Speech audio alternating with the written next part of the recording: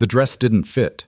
Lydia could feel it gaping at the back, where Mrs. Henshaw's hurried stitches had tried and failed to gather enough fabric. The lace collar scratched against her collarbone. The hem dragged in the dust. Everything about this moment felt borrowed, ill-fitting, wrong. She stood in the small room behind the church, staring at herself in a cracked mirror that someone had propped against the wall. The woman looking back was a stranger, pale, hollow-eyed. Her dark hair had been pulled back so tightly it made her temples ache. "You look lovely, dear," Mrs. Henshaw's voice came from the doorway, bright and false as a painted smile. Lydia didn't turn around. "Liar." The word came out flat. Mrs. Henshaw's smile flickered but held. "Now, Lydia, I look like exactly what I am." Lydia's reflection didn't blink. A girl being sold off to pay her father's mistakes. The older woman's face tightened. "That's a terrible way to think about marriage. Is there a better way to think about marrying a complete stranger for money?" Silence filled the small room. Outside, Lydia could hear the murmur of voices, the scrape of boots on wooden floorboards. The whole town had turned out, not for joy, not for celebration. They'd come to watch the Cross family's final humiliation play out in real time. Mrs. Henshaw cleared her throat. "Mr. Boone is a good man, respected, wealthy. You could do far worse. I could also do this willingly. That might be nice." "Lydia Cross, you listen to me." Mrs. Henshaw's voice dropped, losing its artificial sweetness. "Your father owes money to half this town. The bank is 3 days from foreclosing on your home. Your mother is sick. Your sisters need to eat. You think anyone else was lining up to help? Mr. Boone offered a solution." "Mr. Boone offered to buy a wife," Lydia cut in. "Let's not dress it up as charity." Mrs. Henshaw's mouth pressed into a thin line. "You're being childish." "I'm being sold. I think I've earned the right to be a little childish about it." Before Mrs. Henshaw could respond, the door opened wider.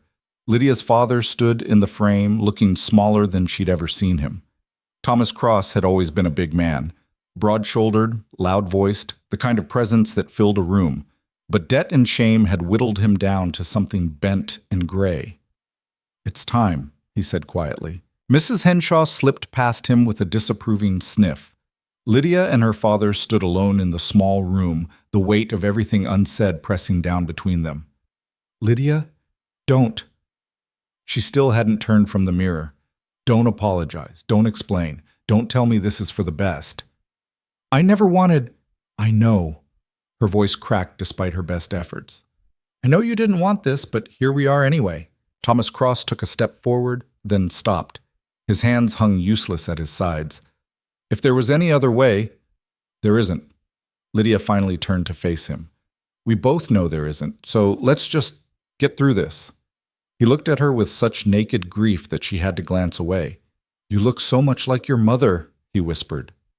"Don't." She would have— "Don't." The word came out sharp enough to cut. "Mother's lying in bed with a fever that won't break because we can't afford a real doctor. Don't tell me what she would have wanted." Her father flinched. Lydia felt a mean, small satisfaction at causing him pain and immediately hated herself for it. This wasn't his fault. Not really. He'd made bad investments, trusted the wrong people, gotten in over his head. It was stupidity, not malice. But stupidity and malice often led to the same place. And that place was here. A borrowed dress, a stranger waiting at the altar, a future she hadn't chosen. "Let's go," she said, moving toward the door before her courage could fail. "The sooner we start this, the sooner it's over." The church was packed. Lydia paused in the doorway, taking it in. Every pew was full. Faces turned toward her, some curious, some pitying, some gleaming with the quiet satisfaction of witnessing someone else's downfall. She recognized most of them: the Hendersons, who'd foreclosed on the Mitchells last spring; the Cartwrights, who'd spread the first rumors about her father's debts; the Reverend's wife, whose smile was all teeth and no warmth. Red Hollow had turned out in force to watch the Cross family bleed. Lydia's fingers tightened on her father's arm. He patted her hand absently, like she was a child afraid of the dark, and started walking. She had no choice but to follow. The aisle stretched before her like a plank. Each step felt precarious, the borrowed shoes pinched. The too long hem threatened to trip her. She kept her eyes fixed straight ahead, refusing to meet anyone's gaze. At the end of the aisle, a man waited. Caleb Boone. Lydia had seen him before, of course. Red Hollow wasn't large enough to avoid anyone, but she'd never really looked at him. He was just another figure at the edges of her life. The quiet rancher who kept to himself, who came to town only when necessary, who spoke in short sentences and never stayed for the social niceties that followed Sunday services. Now she looked. He was tall.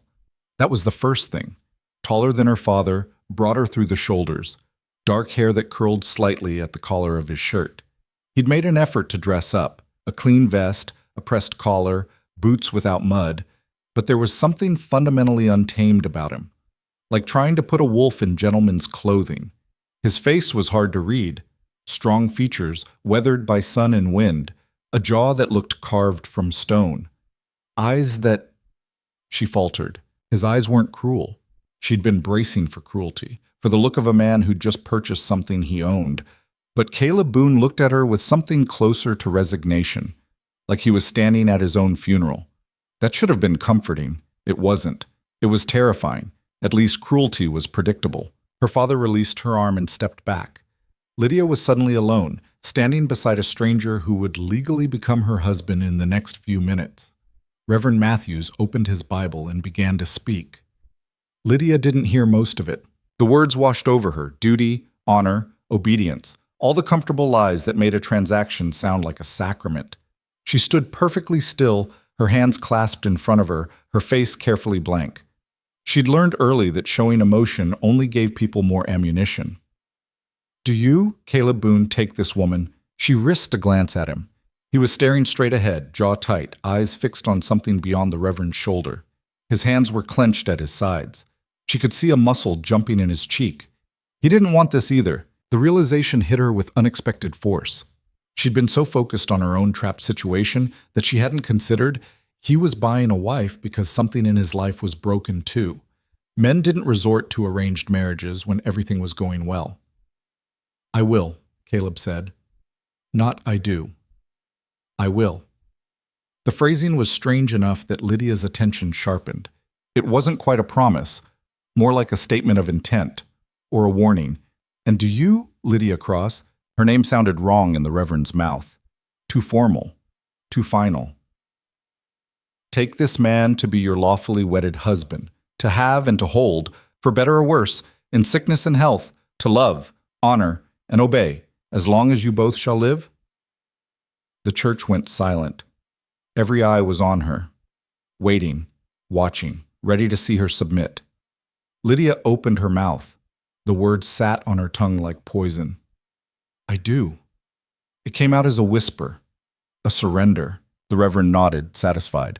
"Then by the power vested in me, I now pronounce you man and wife." No one applauded. The silence stretched, awkward and thick.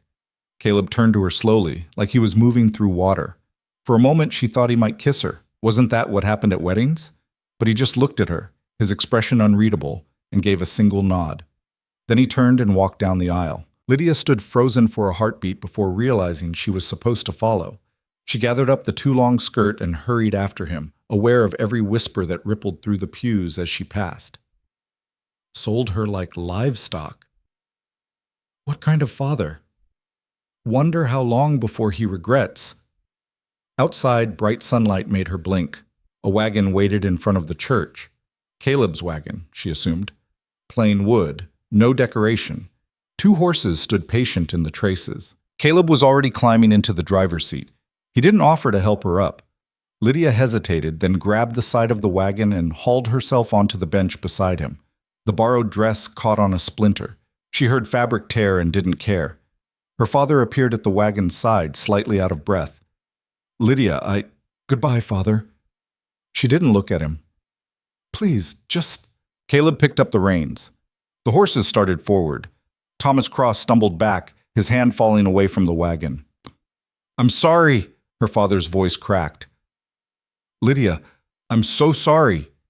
She didn't turn around, didn't wave, just sat rigid as stone as the wagon carried her away from the only life she'd ever known. Red Hollow fell behind them. The church, the general store, the cluster of houses that made up the town center.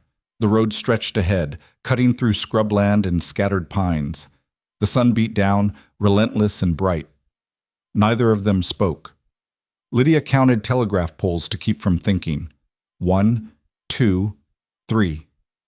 The wagon creaked and rattled. The horse's hooves made a steady rhythm. Caleb's hands were relaxed on the reins, his posture easy despite the rigid silence between them. After what felt like hours, but was probably only 30 minutes, he cleared his throat. The ranch is another hour out. His voice was lower than she'd expected, rough, like it wasn't used often. Lydia didn't respond. Another mile passed. There's a room prepared, Caleb continued, as if she'd answered. It has a lock. On the inside. She turned to stare at him. He kept his eyes on the road. I won't bother you, he said. You have my word on that. Your word. The words tasted bitter. I'm supposed to trust the word of a man who just bought a wife? Something flickered across his face. Anger, maybe, or pain. It was gone too quickly to read. I didn't buy a wife. No? What would you call it? A contract, a business arrangement. Lydia laughed, a short, sharp sound with no humor in it. Is that supposed to make me feel better? It's supposed to make the situation clear. His jaw tightened. I needed... The town expected. There were reasons. I'm sure there were. I won't apologize for providing a solution to your father's problem. My father's problem. Heat flooded through her. Tell me, Mr. Boone, did anyone ask if I wanted to be a solution? Or did you and my father just work out the terms between yourselves? That's how these things are done. These things? She turned away, staring at the passing landscape. You mean selling people? Silence fell again, heavier than before. The ranch came into view gradually, first the fence lines, then the grazing cattle, then the buildings themselves. It was bigger than Lydia had expected. A large main house, a barn, several outbuildings. Everything looked well-maintained, prosperous. Of course it did. Caleb Boone could afford a wife, he could afford anything. The wagon rolled to a stop in front of the house. Caleb set the brake and climbed down. This time, he came around to her side and offered his hand. Lydia looked at it like it might bite. I can manage. She climbed down on her own, her stiff skirts making it awkward. Her foot caught on the last step and she stumbled. Caleb's hand shot out to steady her, and she jerked away so violently she nearly fell. They stood facing each other in the dusty yard. I'm not going to hurt you, Caleb said quietly. You already have. She saw him absorb the blow. His hand dropped to his side. Your room is upstairs, he said after a moment. Second door on the right. Your things arrived yesterday. I'll bring in your trunk. I'll bring in your trunk, he repeated more firmly. You look like you're about to fall over. He wasn't wrong. The combination of heat, stress, and the too-tight dress had left her dizzy and sick. But Lydia would have walked through fire before admitting weakness to him. Fine. She walked toward the house without waiting. The front door was unlocked. Inside, the house was dim and blessedly cool. Lydia stood in the entryway, taking it in. Clean. That was the first impression. Everything was clean, orderly, almost militarily precise. Simple furniture, no decoration. It looked like a place where someone lived, but didn't really feel at home. Stairs led to the second floor. Lydia climbed them slowly, her hand trailing along the banister. The second door on the right opened easily. The room was small but adequate. A bed with a plain quilt. A dresser. A washstand with a basin and pitcher. A window that looked out over the yard, and beyond it, endless stretching land. And on the inside of the door, a bolt lock. Lydia stared at it. Caleb had been telling the truth. She could lock him out. The thought should have been comforting. It wasn't. It just made everything feel more transactional, more cold. Here are the terms. A room, a lock, no expectations. A business arrangement. She sat on the edge of the bed and put her head in her hands. A knock on the doorframe made her look up. Caleb stood in the hallway, her small trunk hefted easily in his arms. He didn't come in, just set it down just inside the threshold. I'll be downstairs if you need anything, he said. I won't need anything. He nodded once, like he'd expected that answer, and left. Lydia waited until his footsteps faded, then got up and closed the door. The bolt slid home with a solid click. She stood there for a moment, her forehead resting against the wood, breathing. Married. She was married. To a stranger who locked her in. No, who gave her a lock to keep him out. to a man who'd paid money to solve a problem named Lydia Cross, to someone she'd have to face across a breakfast table for the rest of her life. The rest of her life. The enormity of it hit her all at once. This wasn't temporary. There was no going back. She'd stood in a church and said, "I do." And now she was bound, legally, socially, in every way that mattered, to Caleb Boone. She'd traded one prison for another. Only this one had better furniture. Lydia opened her trunk with shaking hands. Her meager possessions looked even more pathetic spread out. 2 dresses, undergarments, a hairbrush, the small Bible her mother had given her years ago. Everything she owned fit in a space the size of a coffin. She changed out of the borrowed wedding dress carefully, folding it despite never wanting to see it again. Her own dress, faded blue cotton, patched at the elbows, felt like returning to her skin after wearing someone else's. The sun was setting. Golden light slanted through the window, painting everything amber. Lydia sat in the chair by the window and watched the shadows lengthen across the land.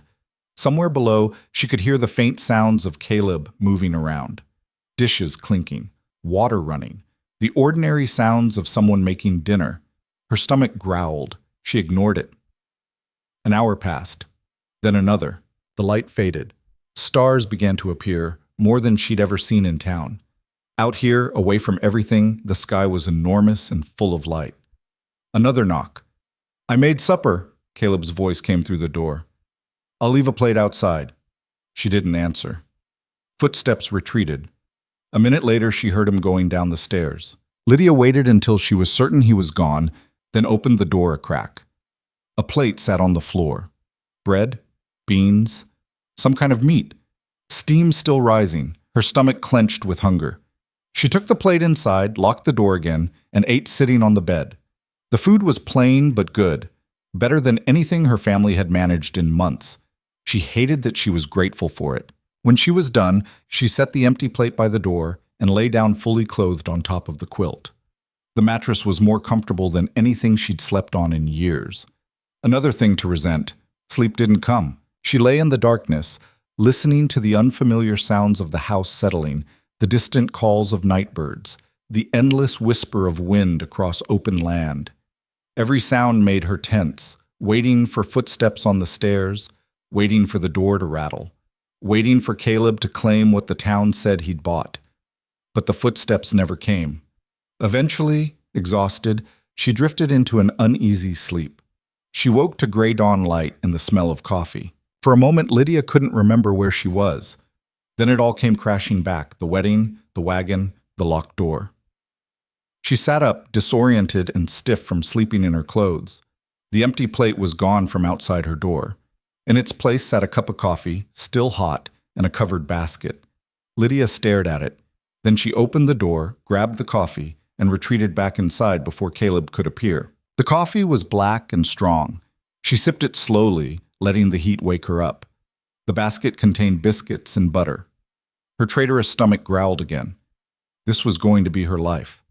Meals left outside the door like she was a prisoner, polite distance, a stranger's footsteps on the other side of a locked door. She could live like this. She'd survived worse. But was survival really all she could hope for? Lydia dressed carefully, brushed her hair, and steeled herself.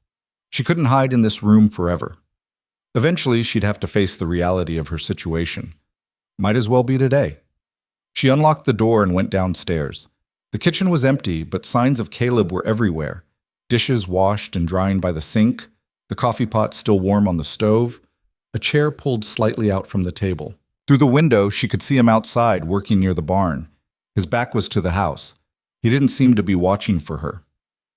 Lydia poured herself another cup of coffee and sat at the table. The house was so quiet. Back home, mornings were chaos. Her sisters chattering, her mother moving around despite her illness, her father's heavy tread, the general noise of 5 people trying to exist in too small a space. This silence felt unnatural, oppressive. She found herself listening for Caleb's footsteps, dreading them, hoping for them. The morning crawled past. Lydia washed her cup, then stood awkwardly in the kitchen, unsure what she was supposed to do. Was there an expectation? Should she clean? Cook? Was she a wife or a guest or something else entirely? Around noon, Caleb came in for water. He stopped short when he saw her, like he hadn't expected her to be there. They stared at each other across the kitchen. "Good morning," he said finally. "Is it?" Something that might have been the ghost of a smile flickered across his face. "Fair point." He filled a glass from the pump, drank it in long swallows. Lydia watched the movement of his throat, then looked away, uncomfortable with the intimacy of such a small observation. "I need to ride fence line this afternoon," Caleb said, setting down the glass. "I'll be back before dark." Was he asking permission? Explaining? She couldn't tell.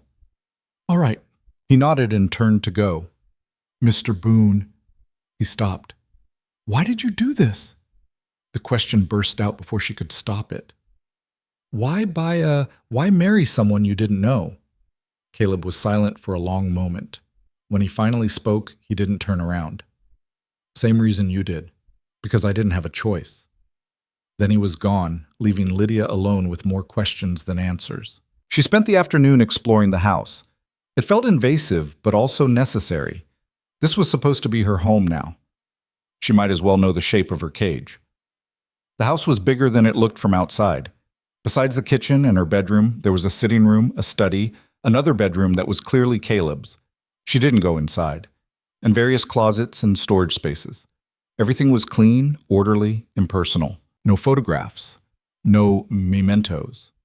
Nothing that spoke of family or history or any life before this moment. In the study, she found rows of books on ranching, animal husbandry, land management, a desk with neat stacks of papers, accounts, supply orders, correspondence. She didn't read them, but she could see the careful handwriting, the methodical record-keeping. Caleb Boone was organized, solitary, and profoundly alone, just like her. The realization sat uncomfortably. It was easier to think of him as the enemy, the man who'd bought her like livestock. Harder to see him as another person trapped by circumstances beyond his control. Evening came. Lydia returned to the kitchen and considered dinner. Should she cook? It seemed expected, but also presumptuous. This was his house, his kitchen. While she was still debating, she heard the horse.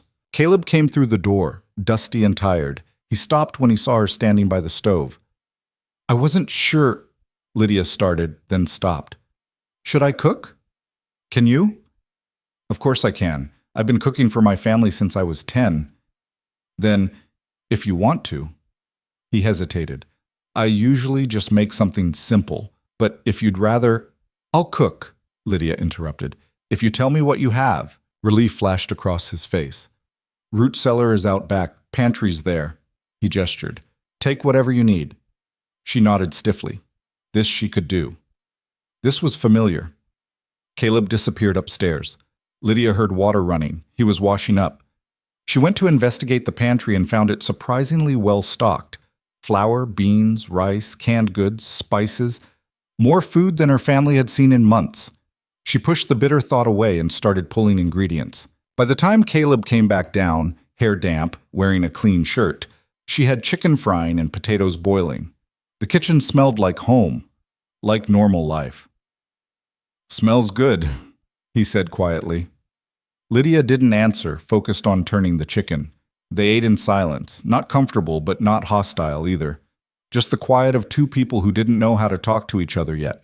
Caleb ate with focus, like a man who usually took meals alone and didn't see the point in conversation. When he was done, he stood and brought his plate to the sink. "Thank you," he said. "That was really good." "You're welcome." He lingered by the sink like he wanted to say something else. Lydia waited. "I know this isn't what you wanted," Caleb said finally. "I know you didn't choose this. But I'll try to make it bearable, if you'll let me." She looked up at him. In the lamplight, his face was softer, less forbidding. He looked tired, and underneath the tiredness, uncertain. "Why do you care?" Lydia asked. "If it's bearable." "Because I'm not a monster, no matter what the arrangement was." "Then what are you?" Caleb was quiet for a moment. "A man trying not to make things worse than they already are." He left her alone in the kitchen, his footsteps heavy on the stairs. Lydia finished cleaning up slowly, thinking about his words, about the lock on her door, about the distance he maintained, about the strange, careful dance they were doing around each other. She'd expected cruelty, control, demands.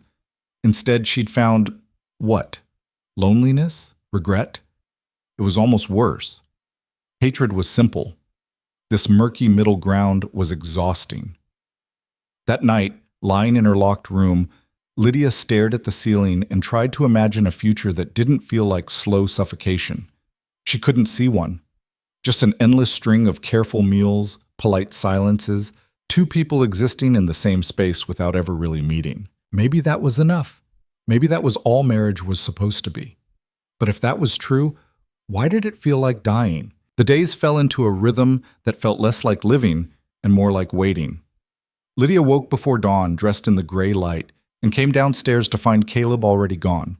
Coffee would be waiting, always hot, always black, always in the same chipped mug he'd apparently designated as hers. She'd drink it alone in the kitchen, listening to the house creak and settle, then begin the work of existing in a space that didn't quite feel like hers. She cooked, cleaned, kept the house in order because doing nothing felt worse than doing something. The work gave her hands purpose, even when her mind spun in circles. Caleb came in for meals, breakfast if he was working close to the house, always dinner. They ate across from each other, the table a no man's land between them. He'd thank her for the food. She'd nod. Then silence would fill the space where conversation should have been. After a week, Lydia felt like she was disappearing. Not dramatically, not all at once. Just a slow erosion, like water wearing away stone. Each polite thank you and careful distance took a little more of her until she started to wonder if there'd be anything left.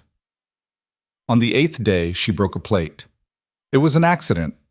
Her hand slipped while washing dishes, and the ceramic shattered against the floor in a burst of white shards.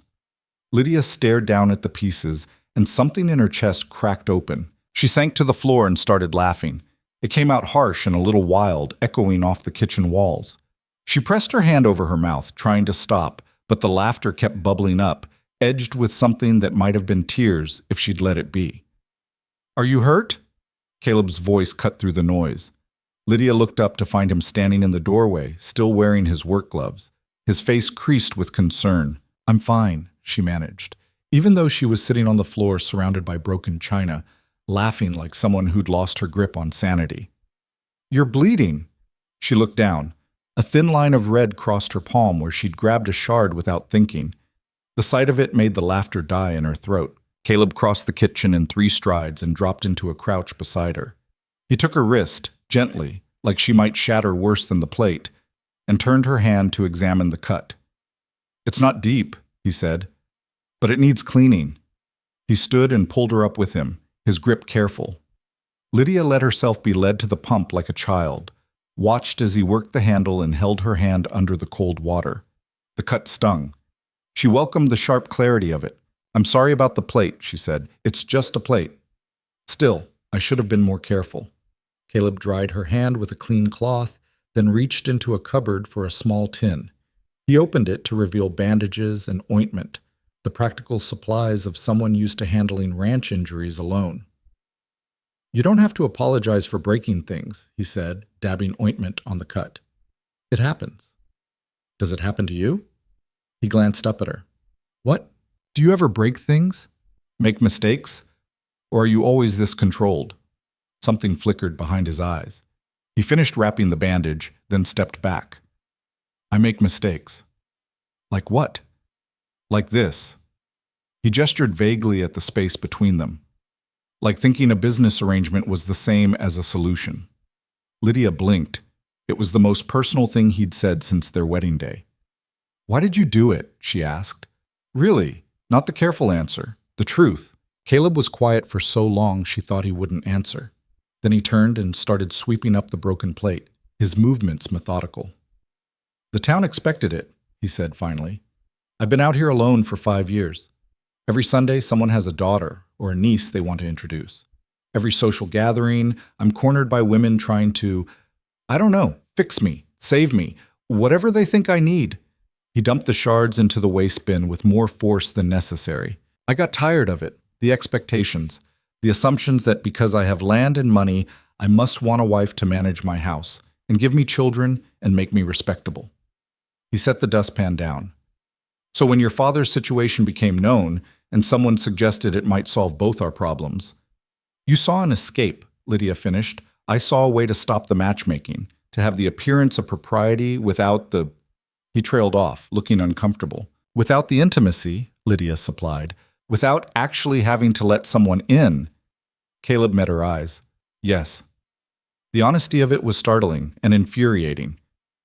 So you bought yourself freedom, Lydia said slowly, by taking mine. That's not... He stopped, swallowed. I didn't think of it that way. Of course you didn't. You got what you wanted. Why would you think about what I lost? I paid your father's debts, kept your family from losing everything. You thought that made it even? Heat flooded through her. You thought money made up for choice, for a future, for any say in my own life? Caleb's jaw tightened. What would you have preferred?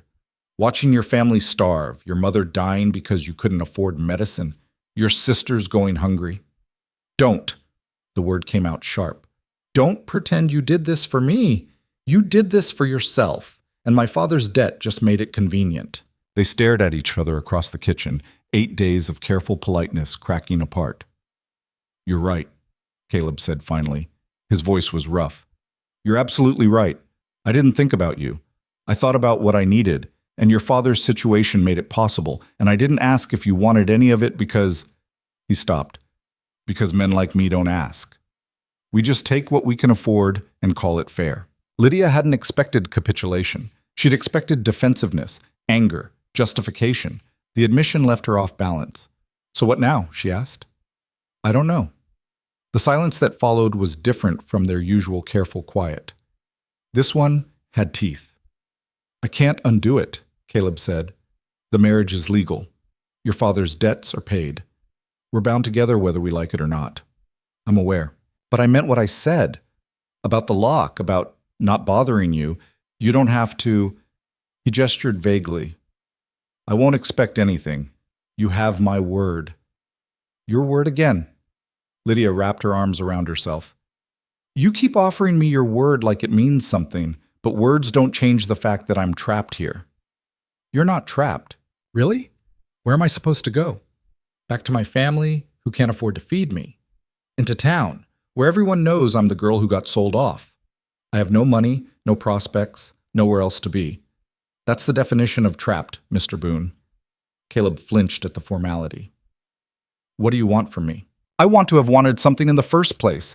The words burst out louder than she intended. I want to have had a choice. I want to not feel like I'm suffocating in this careful, polite hell where we tiptoe around each other pretending this is normal. Her voice echoed off the kitchen walls. Caleb stared at her, something unreadable moving behind his eyes.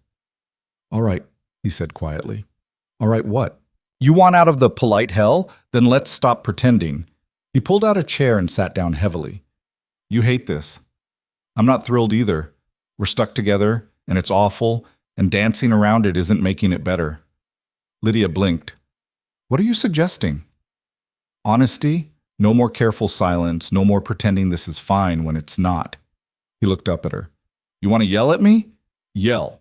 You want to tell me exactly what you think of this arrangement? I can take it. You think that'll help? I think it can't be worse than this. She studied him, the stranger who was legally her husband, who'd given her a locked door and careful distance, and apparently had no idea how to actually live with another person. You're lonely, she said suddenly. Caleb's expression shuddered. What? That's why you're out here, why you've been alone for 5 years. You don't actually want to be around people. You want them to leave you alone. She moved closer, understanding dawning. The marriage wasn't to get the matchmakers off your back. It was to have an excuse to keep everyone at arm's length. A wife means you're settled, respectable, and no one can question why you never come to town, never socialize, never let anyone close. Stop. I'm right, aren't I? Lydia sat down across from him. You bought yourself a shield, something to point to and say, see, I'm doing what's expected. Now leave me in peace. Caleb's hands were clenched on the table. You don't know what you're talking about. Then tell me I'm wrong. The silence stretched between them, taut as a wire. I had a family once, Caleb said finally. His voice was flat, drained of emotion. A wife. A daughter. 3 years old, with curls that caught the light. Lydia's breath stopped. Fever took them both, within a week of each other.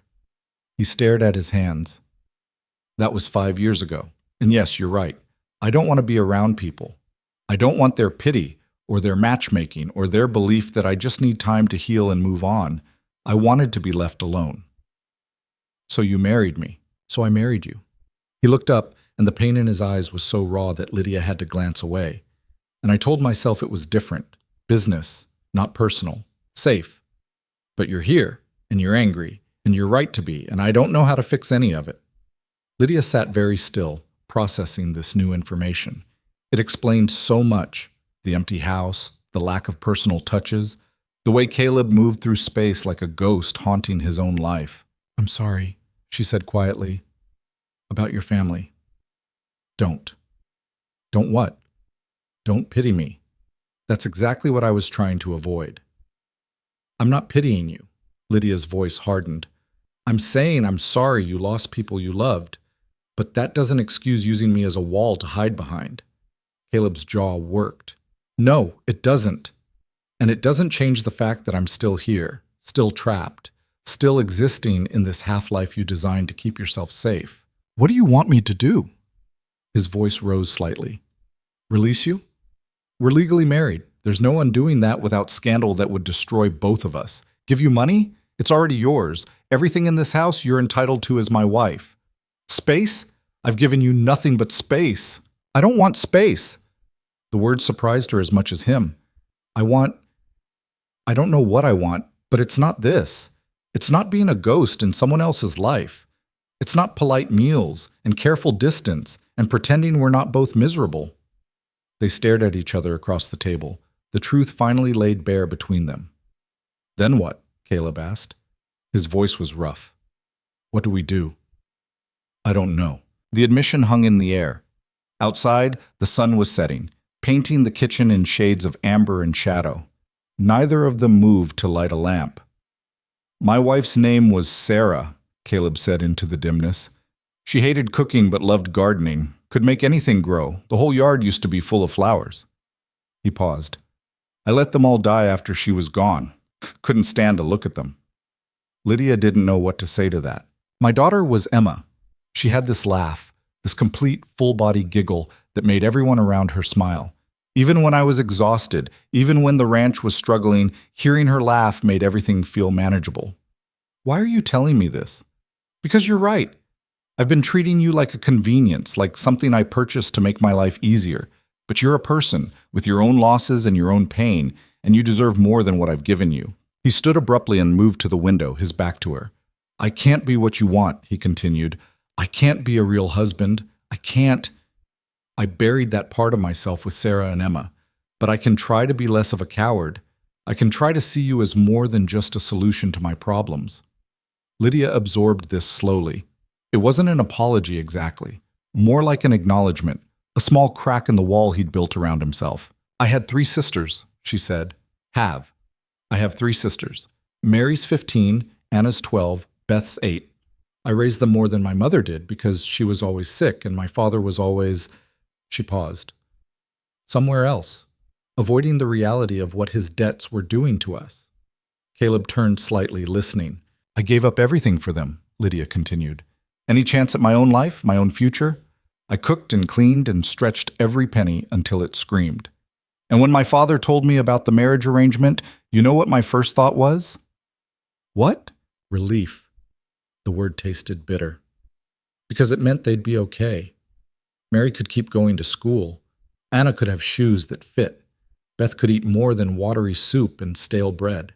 So I said yes, and I walked down that aisle and I told myself it was noble. Sacrifice. She laughed without humor. But it wasn't noble. It was just survival. And now I'm here, and they're there. And I don't know if the trade was worth it. Have you heard from them? No. My father promised to write, but... She shrugged. He's good at promises. Less good at keeping them. They sat in the gathering darkness, 2 people who'd stumbled into each other's lives for all the wrong reasons. I'll take you to visit them, Caleb said suddenly. Lydia looked up, startled. What? Your family. If you want to see them, I'll take you to town. Tomorrow, if you'd like. Why? Because you shouldn't have to wonder if they're all right. And because keeping you isolated out here is just another form of control, whether I meant it that way or not. Something in Lydia's chest loosened slightly. It wasn't much, barely a gesture, but it was the first time Caleb had offered something without being asked. All right, she said. Tomorrow. That night, for the first time since arriving at the ranch, Lydia didn't lock her door. It was a small thing, symbolic, maybe even meaningless. The bolt stayed drawn back, the door closed but not secured. She lay in bed listening to the house settle, half expecting Caleb's footsteps on the stairs. They never came. In the morning, she found him in the kitchen earlier than usual, already dressed for town. He'd made eggs along with the coffee, slightly overcooked but edible. Figured you'd want to leave early, he said without looking at her. Get there before it gets too hot. They ate quickly, the silence between them less oppressive than before. When Lydia stood to clear the plates, Caleb stopped her. Leave them. We should go. The ride to town felt longer than the ride away from it had. Lydia watched the familiar landmarks appear in reverse. The cluster of pines, the telegraph poles, the point where the road curved and Red Hollow came into view. Her stomach twisted. She hadn't thought about facing the town again. Hadn't considered that everyone who'd watched her wedding would now see her returning with her husband, would make assumptions, would whisper. Caleb seemed to sense her tension. Where does your family live? Edge of town, small house, blue trim. Or it was blue. Probably needs painting now. He nodded and guided the horses down a side street, avoiding the main thoroughfare. A small mercy that Lydia noted and appreciated. The house looked worse than she'd remembered. The paint was peeling, the porch sagged, one of the shutters hung at an angle. But smoke rose from the chimney, which meant someone was home. The wagon had barely stopped before the front door flew open and 3 figures spilled out. Lydia! Her sisters descended on her in a tangle of arms and voices. Mary, trying to maintain teenage dignity while clearly fighting tears. Anna, talking a mile a minute about everything Lydia had missed. Beth, small and fierce, wrapping her arms around Lydia's waist and refusing to let go. I thought you were gone forever, Beth said, her voice muffled against Lydia's dress. Papa said you went to live far away. Not that far, Lydia managed, her own throat tight. Just outside town. But you never came back. I'm here now. Mary pulled back slightly, her eyes moving past Lydia to where Caleb stood by the wagon, giving them space. Is that him? That's Mr. Boone. He looks scary. Mary. He does. He's just standing there like a statue. Lydia glanced over her shoulder. Caleb did look intimidating. Tall, quiet, his face carefully neutral. But she could see the discomfort in the rigid set of his shoulders, the way he kept his hands in his pockets like he didn't know what else to do with them. He's not scary, Lydia said. He's just not used to people. Their mother appeared in the doorway, thinner than Lydia remembered, leaning heavily on the frame. Lydia? Is that really you? Hello, Mama. Catherine Cross made her way down the steps slowly. Up close, Lydia could see the fever had taken its toll. Her mother's skin had a grayish cast, her hands trembled slightly, but her eyes were clear and bright with tears. My girl, she whispered, pulling Lydia into an embrace that smelled like lavender and sickness. My sweet girl, I'm so sorry. I'm so terribly sorry. Don't, Lydia said, the same thing she'd told Caleb. It's done, Your father, where is he? Catherine's face tightened. Working. The Hendersons gave him a job at the mill. Long hours, but it's steady pay. For now, Lydia thought, but didn't say. Her father had a gift for losing steady jobs.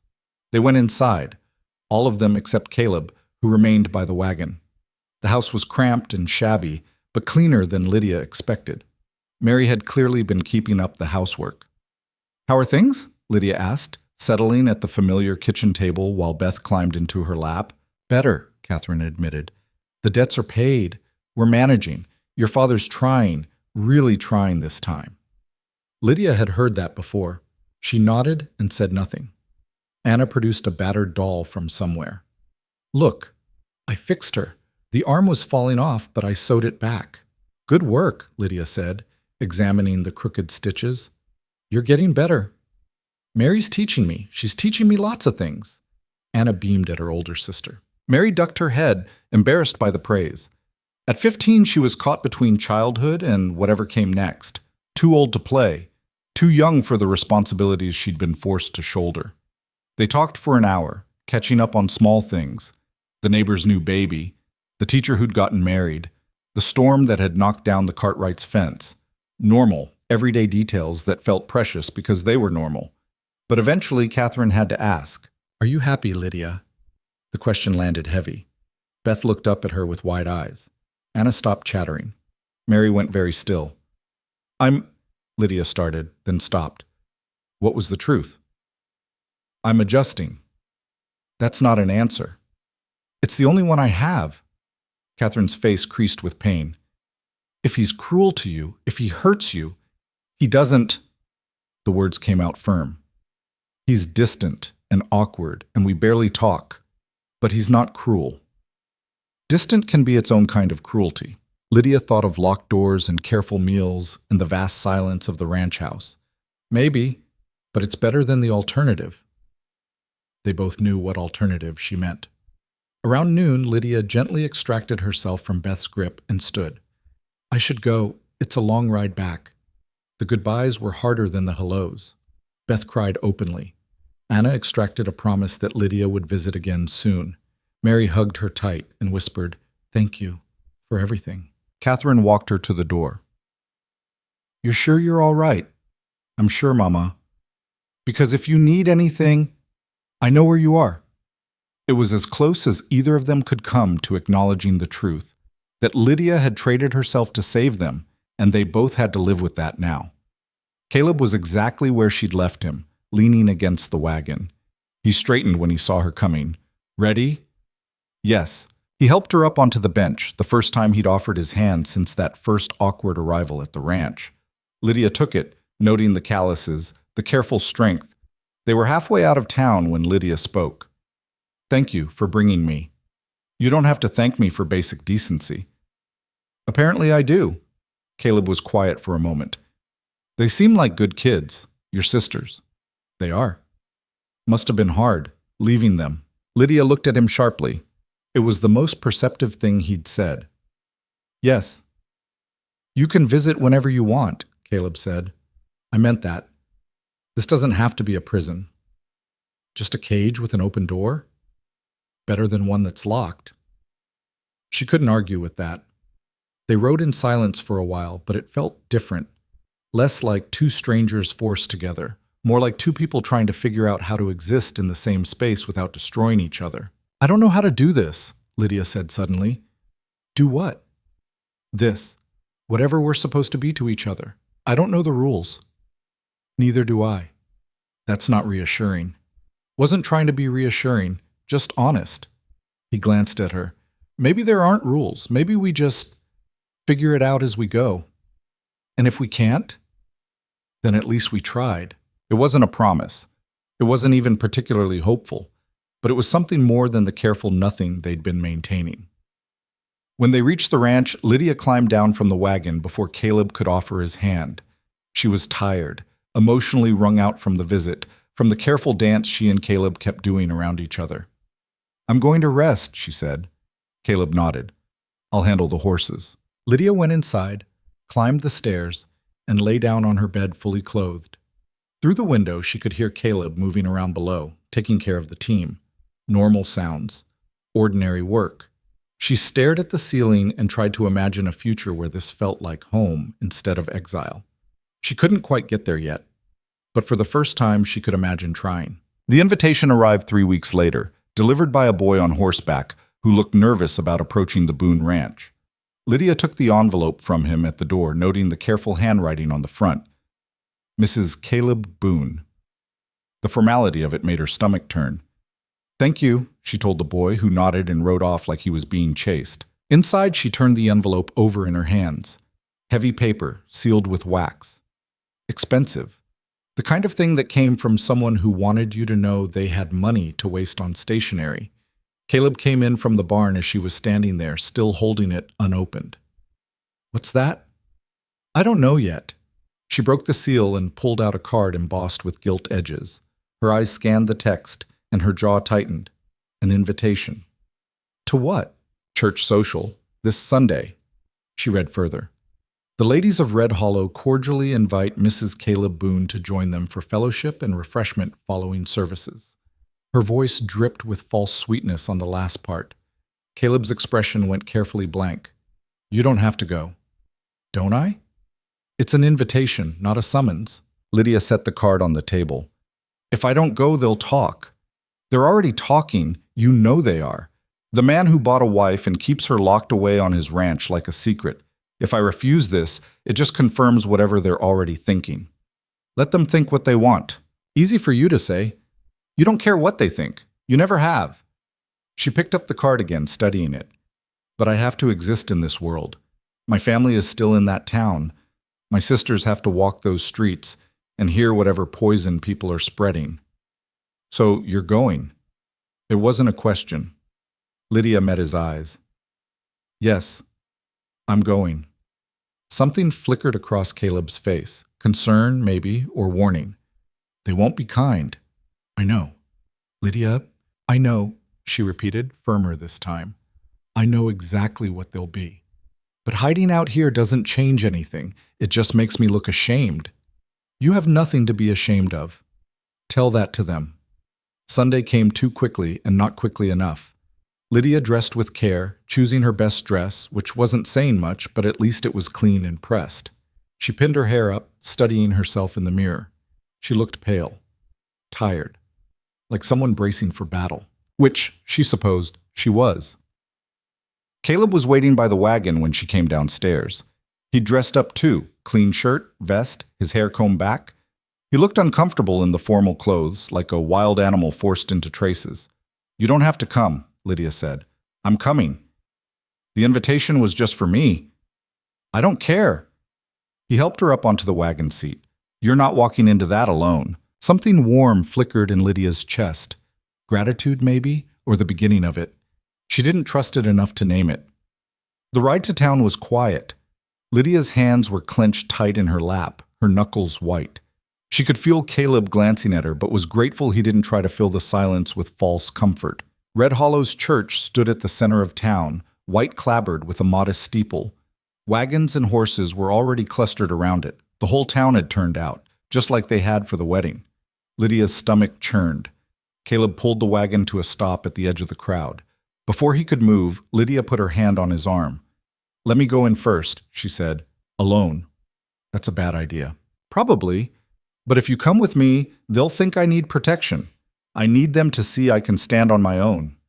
Caleb's jaw worked. I don't like this. You don't have to like it. She climbed down before he could argue further and straightened her dress, her spine. Then she walked toward the church with her head high, even though every instinct screamed at her to run. The conversations died as she approached. Heads turned. Whispers rippled through the crowd like wind through grass. Lydia kept walking. The church doors stood open. Inside, she could see clusters of women already gathering, the same women who'd watched her wedding with such avid interest. Mrs. Henderson, whose husband had foreclosed on half the town. Mrs. Cartwright, who collected gossip like some women collected china. The Reverend's wife, whose smile never reached her eyes. And at the center of them all, holding court like a queen, was Margaret Sullivan, the wealthiest woman in Red Hollow, whose late husband had owned the bank and most of the surrounding land. She was the kind of woman who used charity as a weapon and kindness as a form of control. Her eyes locked onto Lydia the moment she entered. Mrs. Boone, Margaret's voice carried across the room. How lovely of you to join us. The other women turned, their expressions a mix of curiosity and barely concealed hostility. Lydia felt like prey that had just walked into a den of wolves. Mrs. Sullivan, thank you for the invitation. Of course, dear. We were so pleased when you decided to attend. Margaret's smile was all teeth. We've been so curious about how you're settling into married life. It must be quite an adjustment. It's an adjustment, Lydia agreed, keeping her voice neutral. I imagine so. Going from your father's house to Mr. Boone's ranch, such a change in circumstances. The emphasis on circumstances made it clear Margaret meant more than just location. Mrs. Cartwright leaned in, her eyes bright with malice disguised as concern. We've hardly seen you since the wedding, dear. Mr. Boone keeps you quite occupied out there, does he? A few women tittered.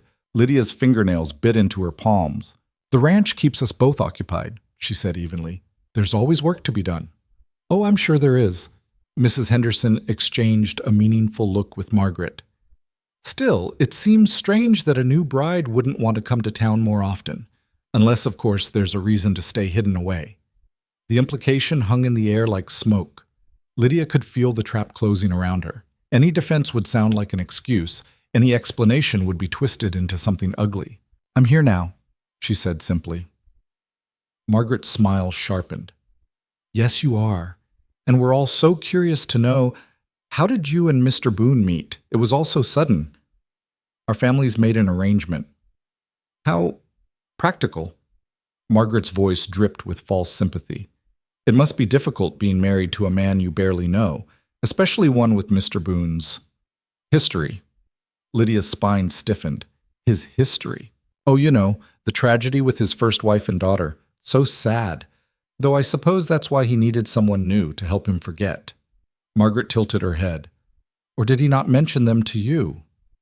The other women were watching Lydia like cats watching a mouse, waiting to see her stumble, waiting for tears or anger or any reaction they could dissect later.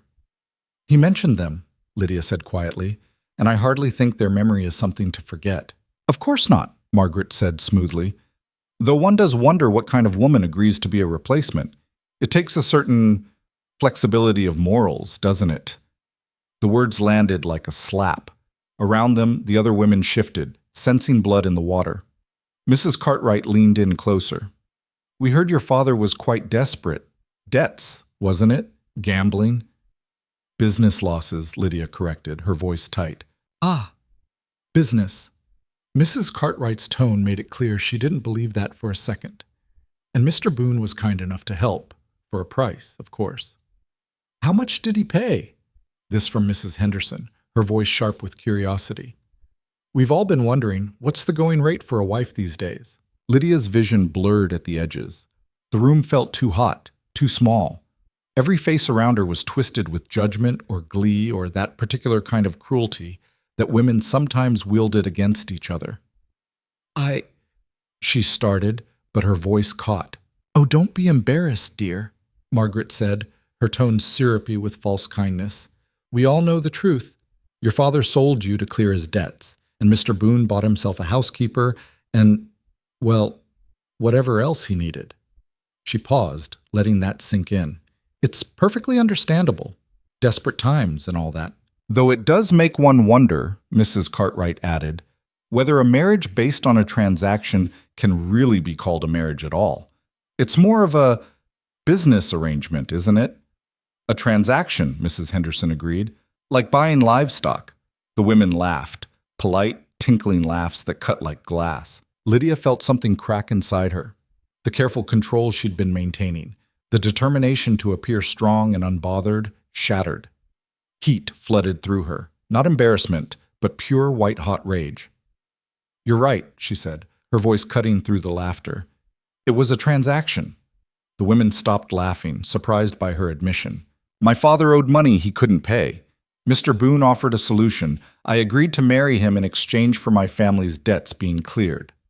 Lydia looked at each of them in turn. You want to judge me for that?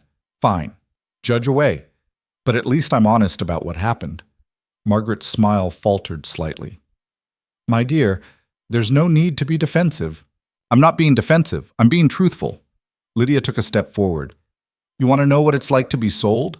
It's standing in a church in a borrowed dress, watching your father cry because he knows what he's doing to you. It's saying vows to a stranger while the whole town watches like it's entertainment.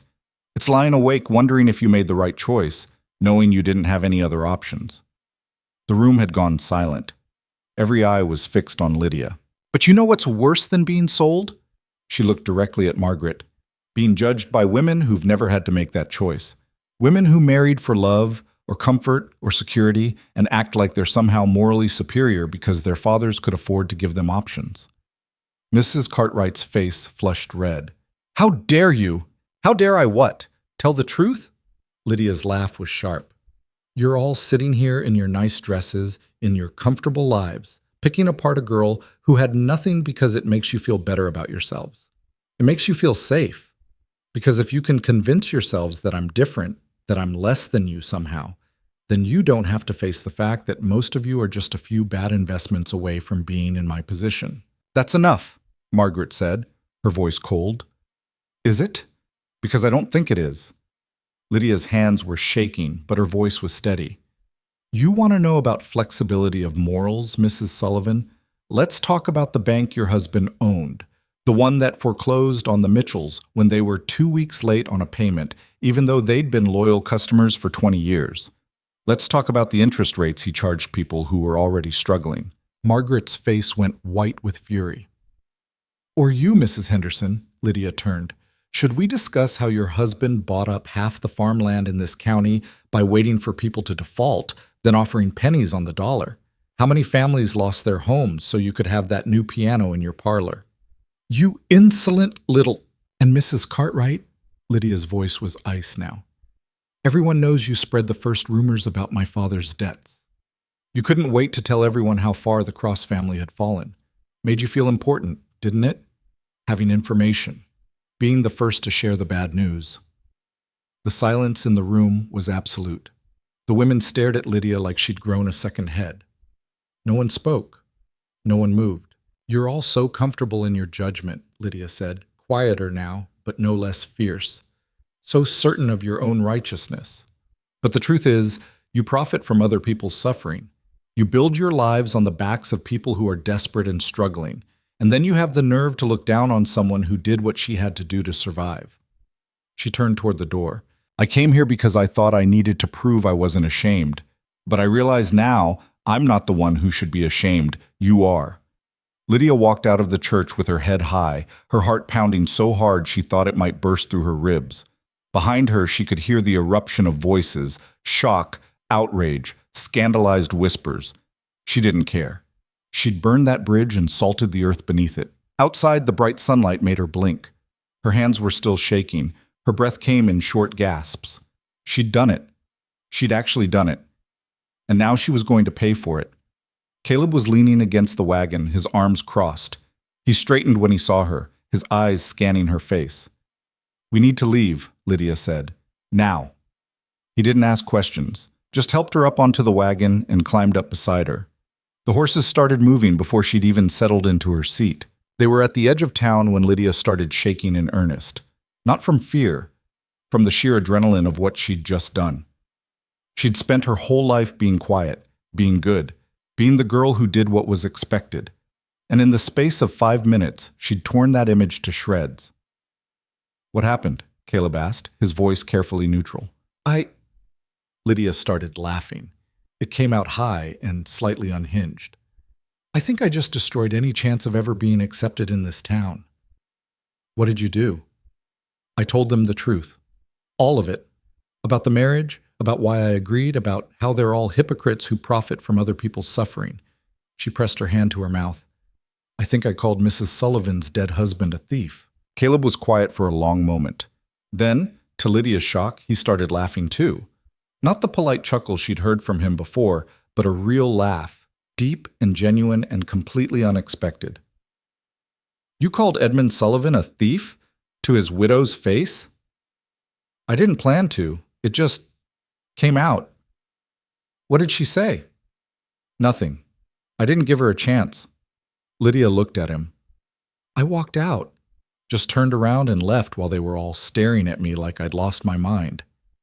Maybe you have. Probably. She felt another laugh bubbling up. They're going to destroy me for this. You know that, right? They're going to make sure everyone knows what I said, how I acted. By tomorrow, the whole county will think I'm crazy. Let them. Caleb, I'm serious. This affects you too. Your reputation. My reputation? He glanced at her. Lydia, I haven't cared about my reputation in 5 years. The only reason I go to town at all is for supplies. Let them think what they want. But nothing. You stood up for yourself. That's more than most people ever do. Lydia stared at him, trying to understand this man who seemed genuinely unbothered by the social destruction she'd just caused. You're not angry? Why would I be angry?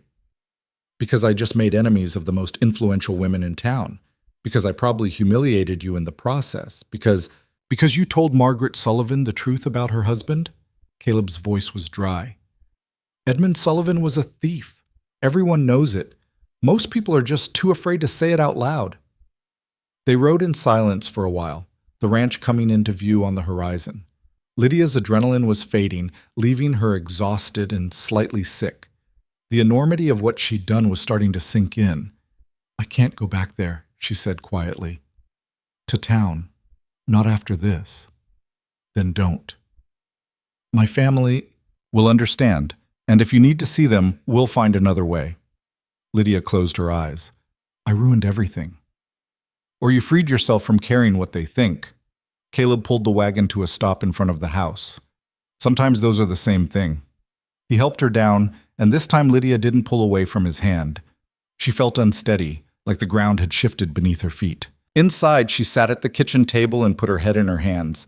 The enormity of it all was crashing over her in waves. She'd been so angry, so focused on fighting back, that she hadn't thought about the consequences. Now they were all she could think about. Caleb moved around the kitchen, and a few minutes later he set a cup of coffee in front of her. She looked up, surprised. Drink, he said. You look like you're about to fall over. Lydia wrapped her hands around the cup, letting the warmth seep into her fingers. I don't know what came over me. I couldn't stand there and let them tear me apart. So you tore them apart first.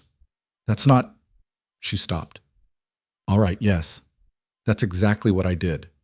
Caleb sat down across from her. What did they say to you? Does it matter? It does if you're going to beat yourself up for responding to it. Lydia took a sip of coffee, gathering her thoughts. They called me a replacement for your wife. They said I was bought like livestock, that our marriage was just a transaction. They wanted to know how much you paid for me. She saw Caleb's jaw tighten, a muscle jumping in his cheek. They implied things about why you'd want a wife, about what kind of woman would agree to such an arrangement. Her voice got quieter. They made it sound dirty, shameful. It's not, isn't it? Lydia looked up at him. A man pays money to marry a woman he's never met. That woman agrees because her family is desperate. How is that not shameful? Because survival isn't shameful. Desperation isn't shameful. Caleb's voice was firm. What's shameful is a system that puts people in positions where they have to make those choices. What's shameful is the people who profit from that desperation and then judge the people they've exploited. It was the longest speech Lydia had heard from him, and the most passionate. You sound like you've thought about this, she said. I have. Every day since I made you that offer. He looked down at his hands. You think I don't know what it looked like? What people would say? But your father came to me desperate, and I saw a way to solve both our problems. That doesn't make it right, but it doesn't make you shameful either. The town doesn't see it that way. The town can go to hell. Lydia blinked at the vehemence in his voice. I mean it, Caleb continued. Red Hollow is full of people who think their money makes them better than everyone else. They measure worth in property and influence and who you know. But they're wrong. And you don't owe them anything, not your respect, not your silence, and definitely not your shame. Easy to say when you don't care what they think. Then learn not to care. He leaned forward. Lydia, you stood in that church and told the truth. You called out their hypocrisy. You refused to be humiliated. That takes more courage than smiling and nodding while they tear you apart. Courage or stupidity? Sometimes they're the same thing. Despite everything, Lydia felt herself smile. You're really not angry? I'm furious, Caleb said, but not at you. At them. For making you feel like you had to prove something, for treating you like entertainment. They sat in silence for a while, drinking coffee, while the afternoon light slanted through the kitchen windows. Lydia felt the tension slowly draining from her shoulders, replaced by a bone-deep exhaustion. What do we do now? She asked finally. Whatever we want. You don't have to go back to town if you don't want to, and if anyone has something to say about it, they can say it to me. Lydia studied him. This quiet, complicated man who'd bought her freedom with one hand while taking it away with the other, who'd given her a locked door and careful distance, but was now sitting across from her offering protection. Thank you, she said. For what? For not making this worse. Something shifted in Caleb's expression. Lydia, I may have started this badly, but I'm trying. I know I don't always get it right, and I know I can't fix what's already broken, but I'm trying. I know. The words hung between them, not quite forgiveness, but something close to understanding. That night, Lydia didn't lock her door again. It was becoming a pattern, this slow erosion of the walls they'd built between themselves. She wasn't sure what it meant or where it was leading, but for the first time since arriving at the ranch, she felt like she could breathe. The next few days passed quietly. Caleb worked the ranch, and Lydia kept the house. They ate meals together and spoke in short sentences that were gradually getting longer. It wasn't intimacy exactly, but it wasn't the hostile silence of those first weeks either. On Thursday evening, there was a knock at the door. Lydia answered it to find a woman she didn't recognize, young, maybe 17, with red-rimmed eyes and a nervous expression. Mrs. Boone? The girl's voice wavered. Yes? I'm sorry to bother you. I'm Emma Clark. I heard about what you said to Mrs. Sullivan and the others. Lydia's stomach dropped. Here it was, the backlash she'd been waiting for. I see. I just wanted to say... Emma took a breath. Thank you. For saying what everyone else was too afraid to say. Lydia blinked. What? My father lost his farm to the bank 2 years ago. Mr. Sullivan's bank. We had one bad harvest and couldn't make the payment, and he foreclosed even though we'd been paying on time for 15 years. Emma's voice shook. We lost everything, had to move in with my aunt, and everyone in town acted like it was our fault, like we were failures. Emma, You're not the only one who was desperate, Emma continued. You're just the only one brave enough to admit it. And when you told Mrs. Sullivan what her husband really was, she smiled through tears. It felt like someone finally said the truth out loud. Lydia didn't know what to say. She'd expected anger, judgment, consequences. Not this. Did you need something? She asked gently. No, I wanted you to know you're not alone, and that some of us are glad you said what you said. Emma reached into her pocket and pulled out a folded piece of paper. Other people feel the same way, but they're too afraid to say it. She pressed the paper into Lydia's hand and hurried back to her horse before Lydia could respond. Inside, Lydia unfolded the paper. It was a list of names, at least a dozen of them. People she recognized from town, and next to each name, a short note. Thank you for speaking up. You said what we couldn't. The Sullivans ruined my family too. Lydia stared at the paper, her throat tight. She'd thought she was alone in her anger, thought she'd burned every bridge in a moment of reckless fury. But apparently there were others who'd been waiting for someone to crack the facade of polite society. She showed the paper to Caleb over dinner. He read it slowly, his expression thoughtful. You've started something. I didn't mean to start anything. I just lost my temper. Sometimes that's how things start. He handed the paper back. People have been afraid to speak out against the families who run this town. You broke that silence. And now what?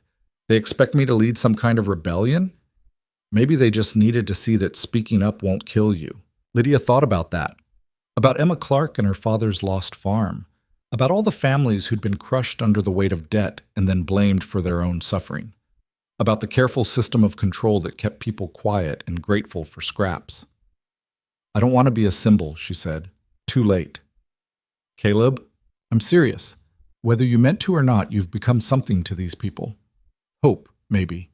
Or proof that you can stand up to the Sullivans and Hendersons and Cartwrights without being destroyed. But I am being destroyed. I can't go back to that town. They hate me. Some of them do, but clearly not all of them. He nodded at the paper. And the ones who hate you? They hated you anyway. You just gave them a reason to admit it. That night, Lydia lay awake thinking about the list of names. About Emma Clark's red-rimmed eyes and grateful smile. About the weight of other people's expectations settling on her shoulders like a mantle she hadn't asked for. She'd thought speaking up would isolate her further. Instead, it had connected her to people she'd never known were there. People who'd been suffering in silence, waiting for someone to say out loud what they'd all been thinking. It was terrifying and unexpectedly powerful. Over the next week, more visitors came. People who'd heard what happened at the church social, Some brought food or small gifts. Others just wanted to talk, to share their own stories of being exploited or abandoned by the families who ran Red Hollow.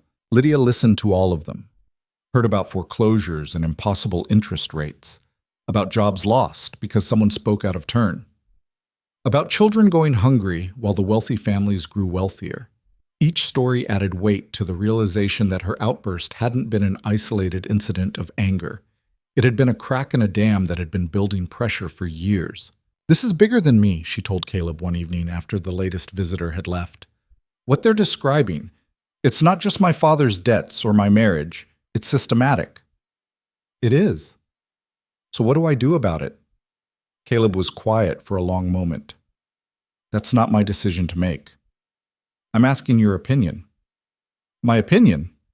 I think you've already done more than most people would. You stood up for yourself. That's enough." "Is it?" "It could be.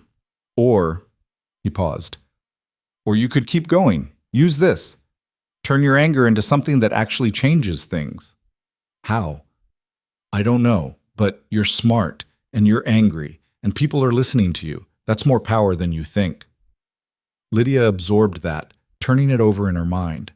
Power. She'd never had power before, had never even considered that she might deserve it. But here it was, tentative and fragile, but real. The question was what to do with it. She was still thinking about it when she went to bed that night. Her room felt different now, less like a refuge and more like a temporary stopping point, like she was waiting for something to push her forward. The answer came 3 days later, in the form of her sister Mary. Lydia was in the kitchen when she heard the horse. She looked out the window and saw Mary sliding off a borrowed mare, her face flushed with exertion and something that looked like anger. "Mary?" Lydia rushed outside. "What's wrong? Is Mama—" "Mama's fine. Everyone's fine." Mary was breathing hard. "But I need to talk to you." Inside, Lydia poured water while Mary paced the kitchen like a caged animal. "What happened?" Lydia asked. "You happened." Mary stopped pacing. "You and your scene at the church." Lydia's stomach dropped. "I'm sorry.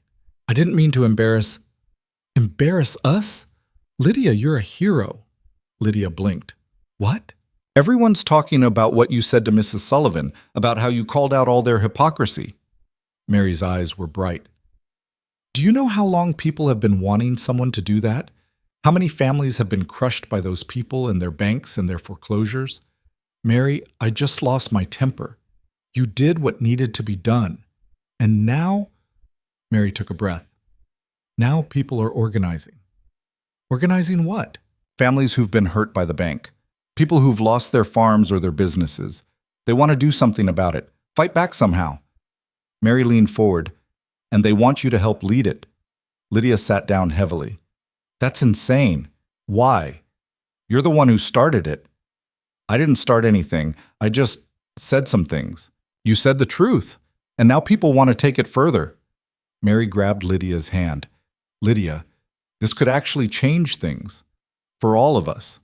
For families like ours. I don't know how to lead a movement. I'm just what? Just a girl who survived being sold off to save her family? Just someone who stood up to the most powerful people in town and didn't back down?" Mary squeezed her hand. "You're exactly who should be doing this." Lydia looked at her sister, barely 15 but already so fierce, so determined. She saw herself reflected there. The girl who'd had to grow up too fast, who'd learned that survival sometimes meant doing things that scared you. "I need to think about it," Lydia said finally. "Don't think too long. People are ready to act. They just need someone to show them how." After Mary left, Lydia sat at the kitchen table with her head in her hands. This wasn't what she'd wanted. She just wanted to be left alone, to survive her marriage and find some kind of peace. But apparently, peace wasn't an option. Caleb found her there an hour later, still sitting in the same position. "Mary came by," she said without looking up. "I saw her leaving. What did she want?" "They want me to lead them, the families who've been hurt by the bank. They want to organize some kind of, I don't know, resistance?" She finally looked at Caleb. He was leaning against the doorframe, his expression unreadable. "What do you think I should do?" she asked. "What do you want to do?" "I don't know. Part of me wants to say no, to stay out here and avoid the whole mess," she paused. "But another part of me—" I keep thinking about Emma Clark and all those families who lost everything, and how the Sullivans and Hendersons and Cartwrights will just keep doing it unless someone stops them. Then stop them. Just like that? Just like that. Caleb moved into the kitchen and sat down across from her. Lydia, you've spent your whole life taking care of other people. Your sisters, your family, even me in a strange way. Maybe it's time you took care of yourself by fighting for something you believe in. What if I fail?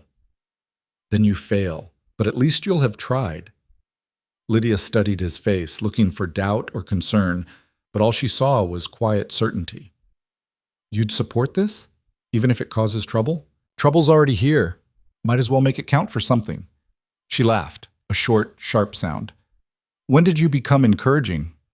When I realized you're braver than I ever was. He stood. Whatever you decide, I'll back you, but don't let fear make the decision for you. He left her alone with her thoughts. Lydia sat in the gathering darkness, thinking about courage and fear and the strange path that had led her here. 2 months ago, she'd been a girl with no options, standing in a church saying vows to a stranger. Now she was being asked to lead people, to fight against the system that had crushed her and so many others. It was terrifying. It was also the first time in her life she'd had a real choice. The next morning, Lydia made her decision. She told Caleb over breakfast, her voice steady despite the fear churning in her gut. I'm going to do it. He looked up from his coffee, one eyebrow raised. Do what? Help them. The families. Whatever it is they're trying to organize. She set down her fork. I don't know if it'll work. I don't even know what it is yet. But I have to try. Caleb nodded slowly, like he'd been expecting this. All right. That's it? Just all right? What did you want me to say? I don't know. Maybe warn me about the consequences? Tell me I'm being reckless? Lydia's laugh was shaky. Something other than calm acceptance. You already know the consequences, and you're going to do it anyway. He took a sip of coffee. So yes, all right. The simplicity of his response steadied her. No drama, no dire warnings, just acceptance that she'd made a choice and would live with whatever came next. I need to go to town, she said. Talk to Mary and whoever else is involved, figure out what they're actually planning. I'll take you. You don't have to. I'm taking you. His tone left no room for argument. You want to walk into Red Hollow alone after what happened at the church? That's asking for trouble. I thought you said I was brave. Brave and stupid aren't mutually exclusive. Despite everything, Lydia smiled. Fair point. They left after breakfast, the wagon rattling along the familiar road. Lydia watched the landscape roll past, trying to calm the nervous energy thrumming through her. She was about to walk back into a town that had torn her apart, back to people who'd made it clear what they thought of her. Except now, apparently, some of those people wanted her help. The irony wasn't lost on her. Mary had given her an address, a small house on the edge of town that belonged to the Mitchells, the family the Hendersons had foreclosed on last spring. When Caleb pulled the wagon to a stop in front of it, Lydia could see curtains twitching in nearby windows. Word would spread quickly that she was back. You want me to come in? Caleb asked. Lydia considered it. Having him there would be comforting, but it would also change the dynamic, make it about Caleb Boone's wife instead of Lydia Cross, the girl who'd stood up to Margaret Sullivan. No, I need to do this myself. He nodded. I'll be here. The house was small and shabby, paint peeling from the window frames. Lydia knocked, and the door opened immediately, like someone had been waiting right behind it. Mary stood there, her face breaking into a relieved smile. You came. I said I would. I know, but I wasn't sure if you'd actually… Never mind. Come in. The inside of the house was cramped and dim. A group of people sat in the small front room, their faces turning toward Lydia as she entered. She recognized some of them. Emma Clark was there, along with a man who must be her father, a thin woman with work-worn hands, a couple who looked barely older than Mary, others she didn't know at all. Everyone, this is my sister Lydia, Mary said, her voice carrying a pride that made Lydia's throat tight. Lydia, this is everyone. An older man stood, extending his hand. John Mitchell, this is my house. Or it was before the bank took it. Lydia shook his hand, noting the calluses, the permanent dirt under his fingernails. A farmer's hands. I'm sorry for your loss. Don't be sorry. Help us make sure it doesn't happen to anyone else. The room murmured agreement. Lydia felt the weight of their expectations settling on her shoulders like a physical thing. I'm not sure what you think I can do, she said honestly. I don't have money or influence or… You have a voice, the thin woman interrupted, and people listened when you used it. That's more than any of us have. Mrs. Sullivan and her friends have been running this town for too long, Emma's father added. They foreclose on properties, buy them up cheap, rent them back at prices people can barely afford.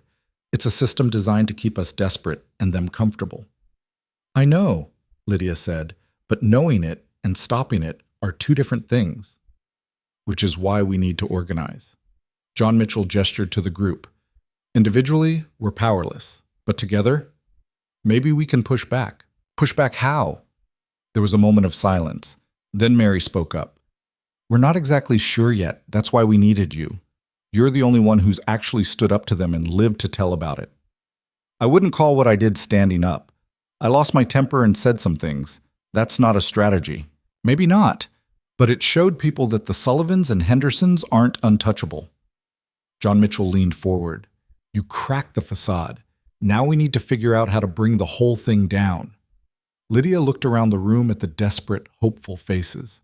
These were people who'd lost everything, who'd been beaten down by a system that didn't care if they lived or died. And they were looking at her like she had answers. She didn't. But she had something else. All right, she said slowly. Let's start with what we know. The bank forecloses on properties when payments are missed. Then they sell those properties, usually to someone connected to the Sullivan or Henderson families, for less than market value. Is that right? Nods around the room. And the new owners rent the properties back to people at inflated rates, keeping them in a cycle of debt. Exactly, the thin woman said. My husband and I lost our farm 3 years ago.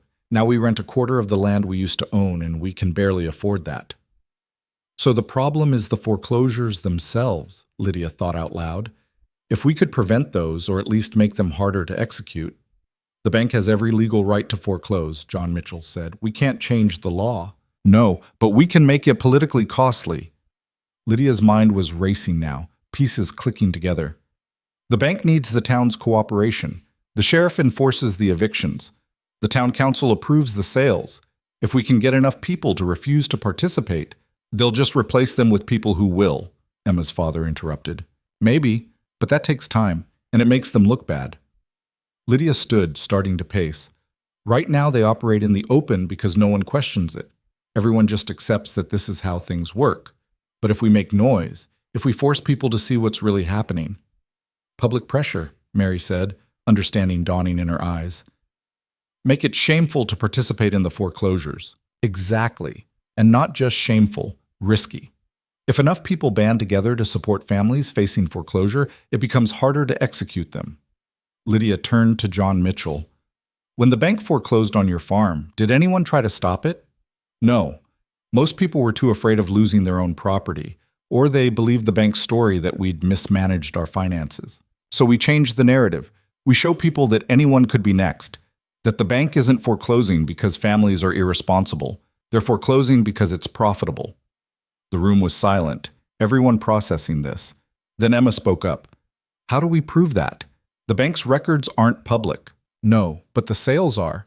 The town keeps records of all property transfers. Lydia's heart was beating faster.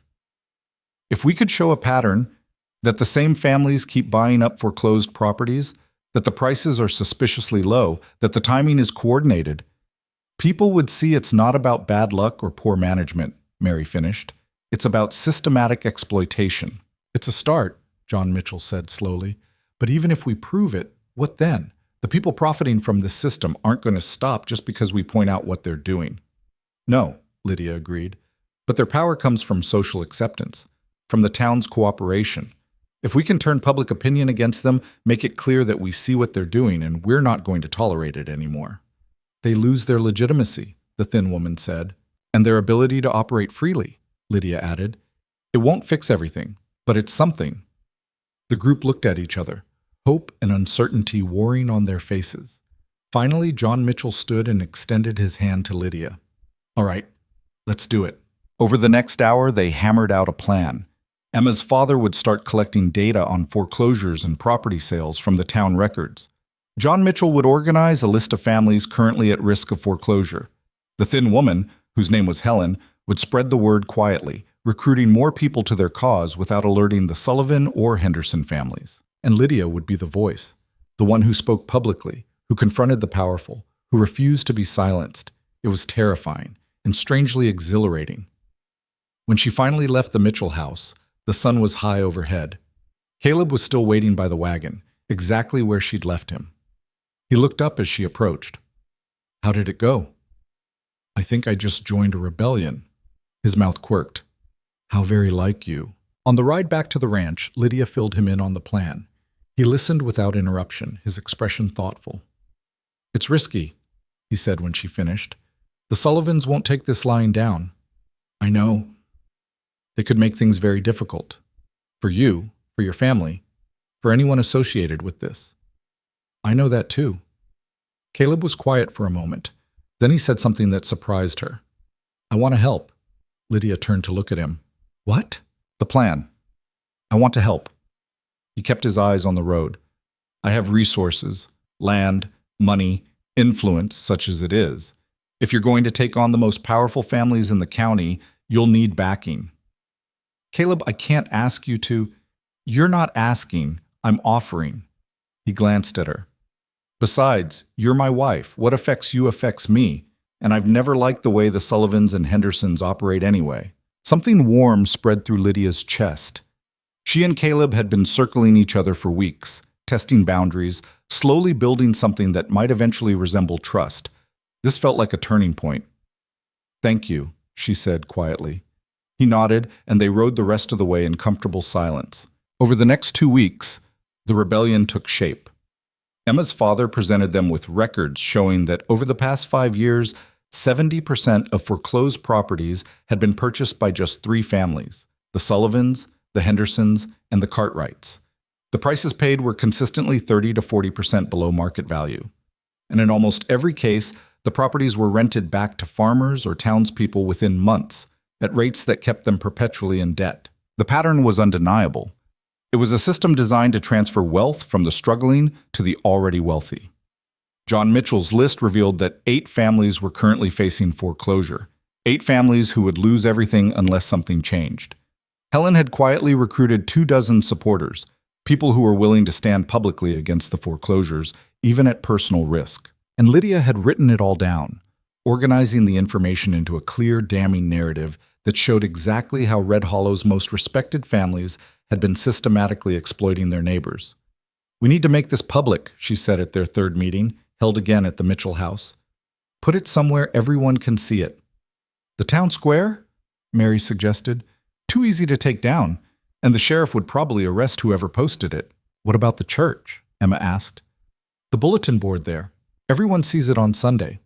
"Same problem. The Reverend would tear it down immediately." They sat in frustrated silence. Then Caleb, who'd been listening quietly from the back of the room, spoke up. "Print it." Everyone turned to look at him. "There's a printing press in Cottonwood, the next town over. Print the information as a pamphlet. Distribute it throughout Red Hollow and the surrounding county." He leaned forward. "They can tear down one posting, but they can't stop hundreds of pamphlets." "That would cost money," John Mitchell said slowly.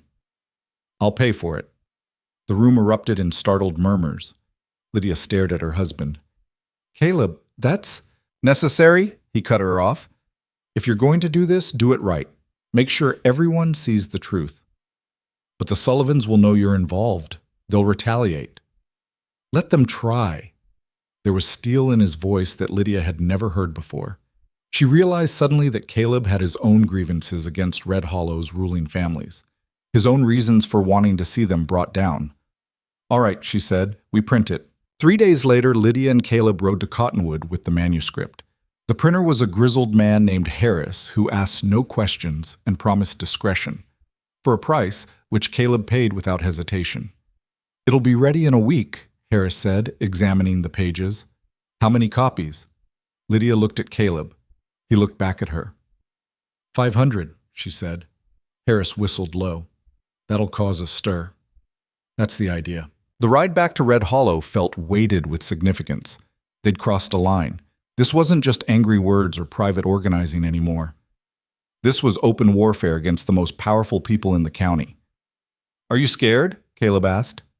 Terrified, Lydia admitted. You? Same.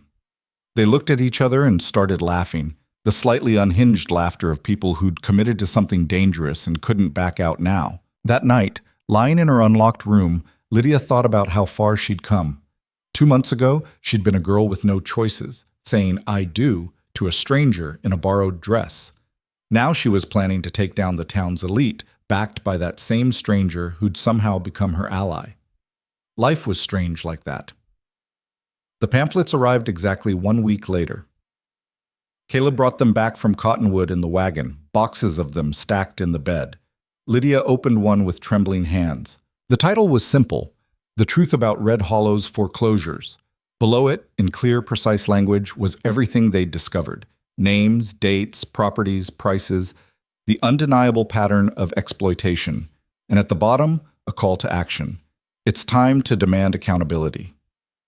It's perfect, Mary breathed, reading over Lydia's shoulder. It's damning, John Mitchell corrected.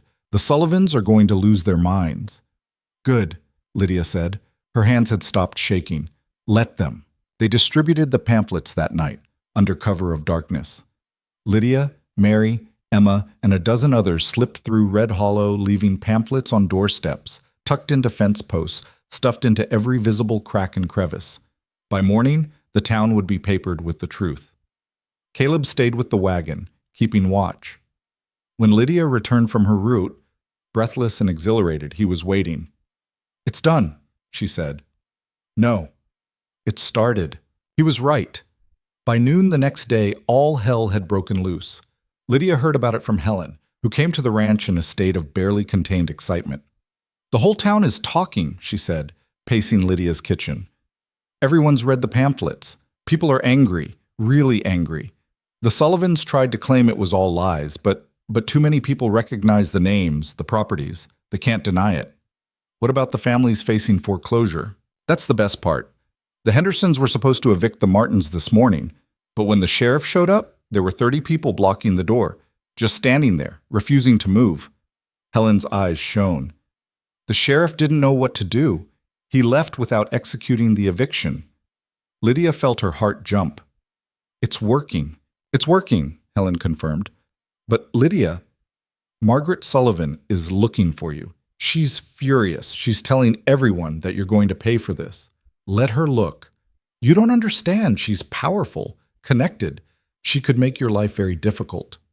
My life is already difficult, Lydia pointed out. At least now I'm fighting back. After Helen left, Caleb found Lydia standing at the window, staring out at the land. You heard? She asked without turning. I heard. Margaret Sullivan wants my head on a platter. Among other things, I imagine. Lydia turned to face him. Are you worried? Yes, but not enough to think we should stop. We could lose everything. We could. Caleb moved closer. But we could also win. And even if we don't, at least we'll have tried. That counts for something. Lydia studied his face, this man she'd married in desperation, who'd become something like a partner in the weeks since. When did you get so brave? I'm not brave. I'm just tired of watching people suffer because no one will stand up to the people causing it. He paused. And maybe I'm tired of being alone, of keeping everyone at arm's length because it's safer than caring. The admission hung between them, raw and honest. Lydia felt something shift in her chest. Not love, not yet, but the possibility of it. The beginning of something real. We're in this together then, she said. Together, Caleb agreed. The confrontation came 2 days later. Lydia was in town, meeting with John Mitchell, to discuss next steps, when Margaret Sullivan's carriage pulled up outside. The older woman descended like a queen granting an audience, her face tight with barely controlled fury. Lydia Cross, she said, ignoring the Boone surname entirely. We need to talk. I don't think we do. Oh, but we do. Margaret's smile was all sharp edges. You've caused quite a disturbance with your little pamphlets, making wild accusations, stirring up trouble. The accusations aren't wild. They're documented. Documented by whom? Some disgruntled farmers who failed to manage their own affairs? A small crowd was gathering.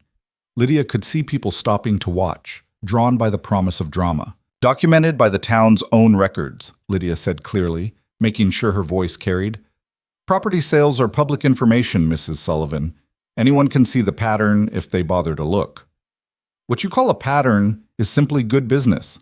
Buying undervalued properties and making them profitable again, that's not exploitation, it's enterprise.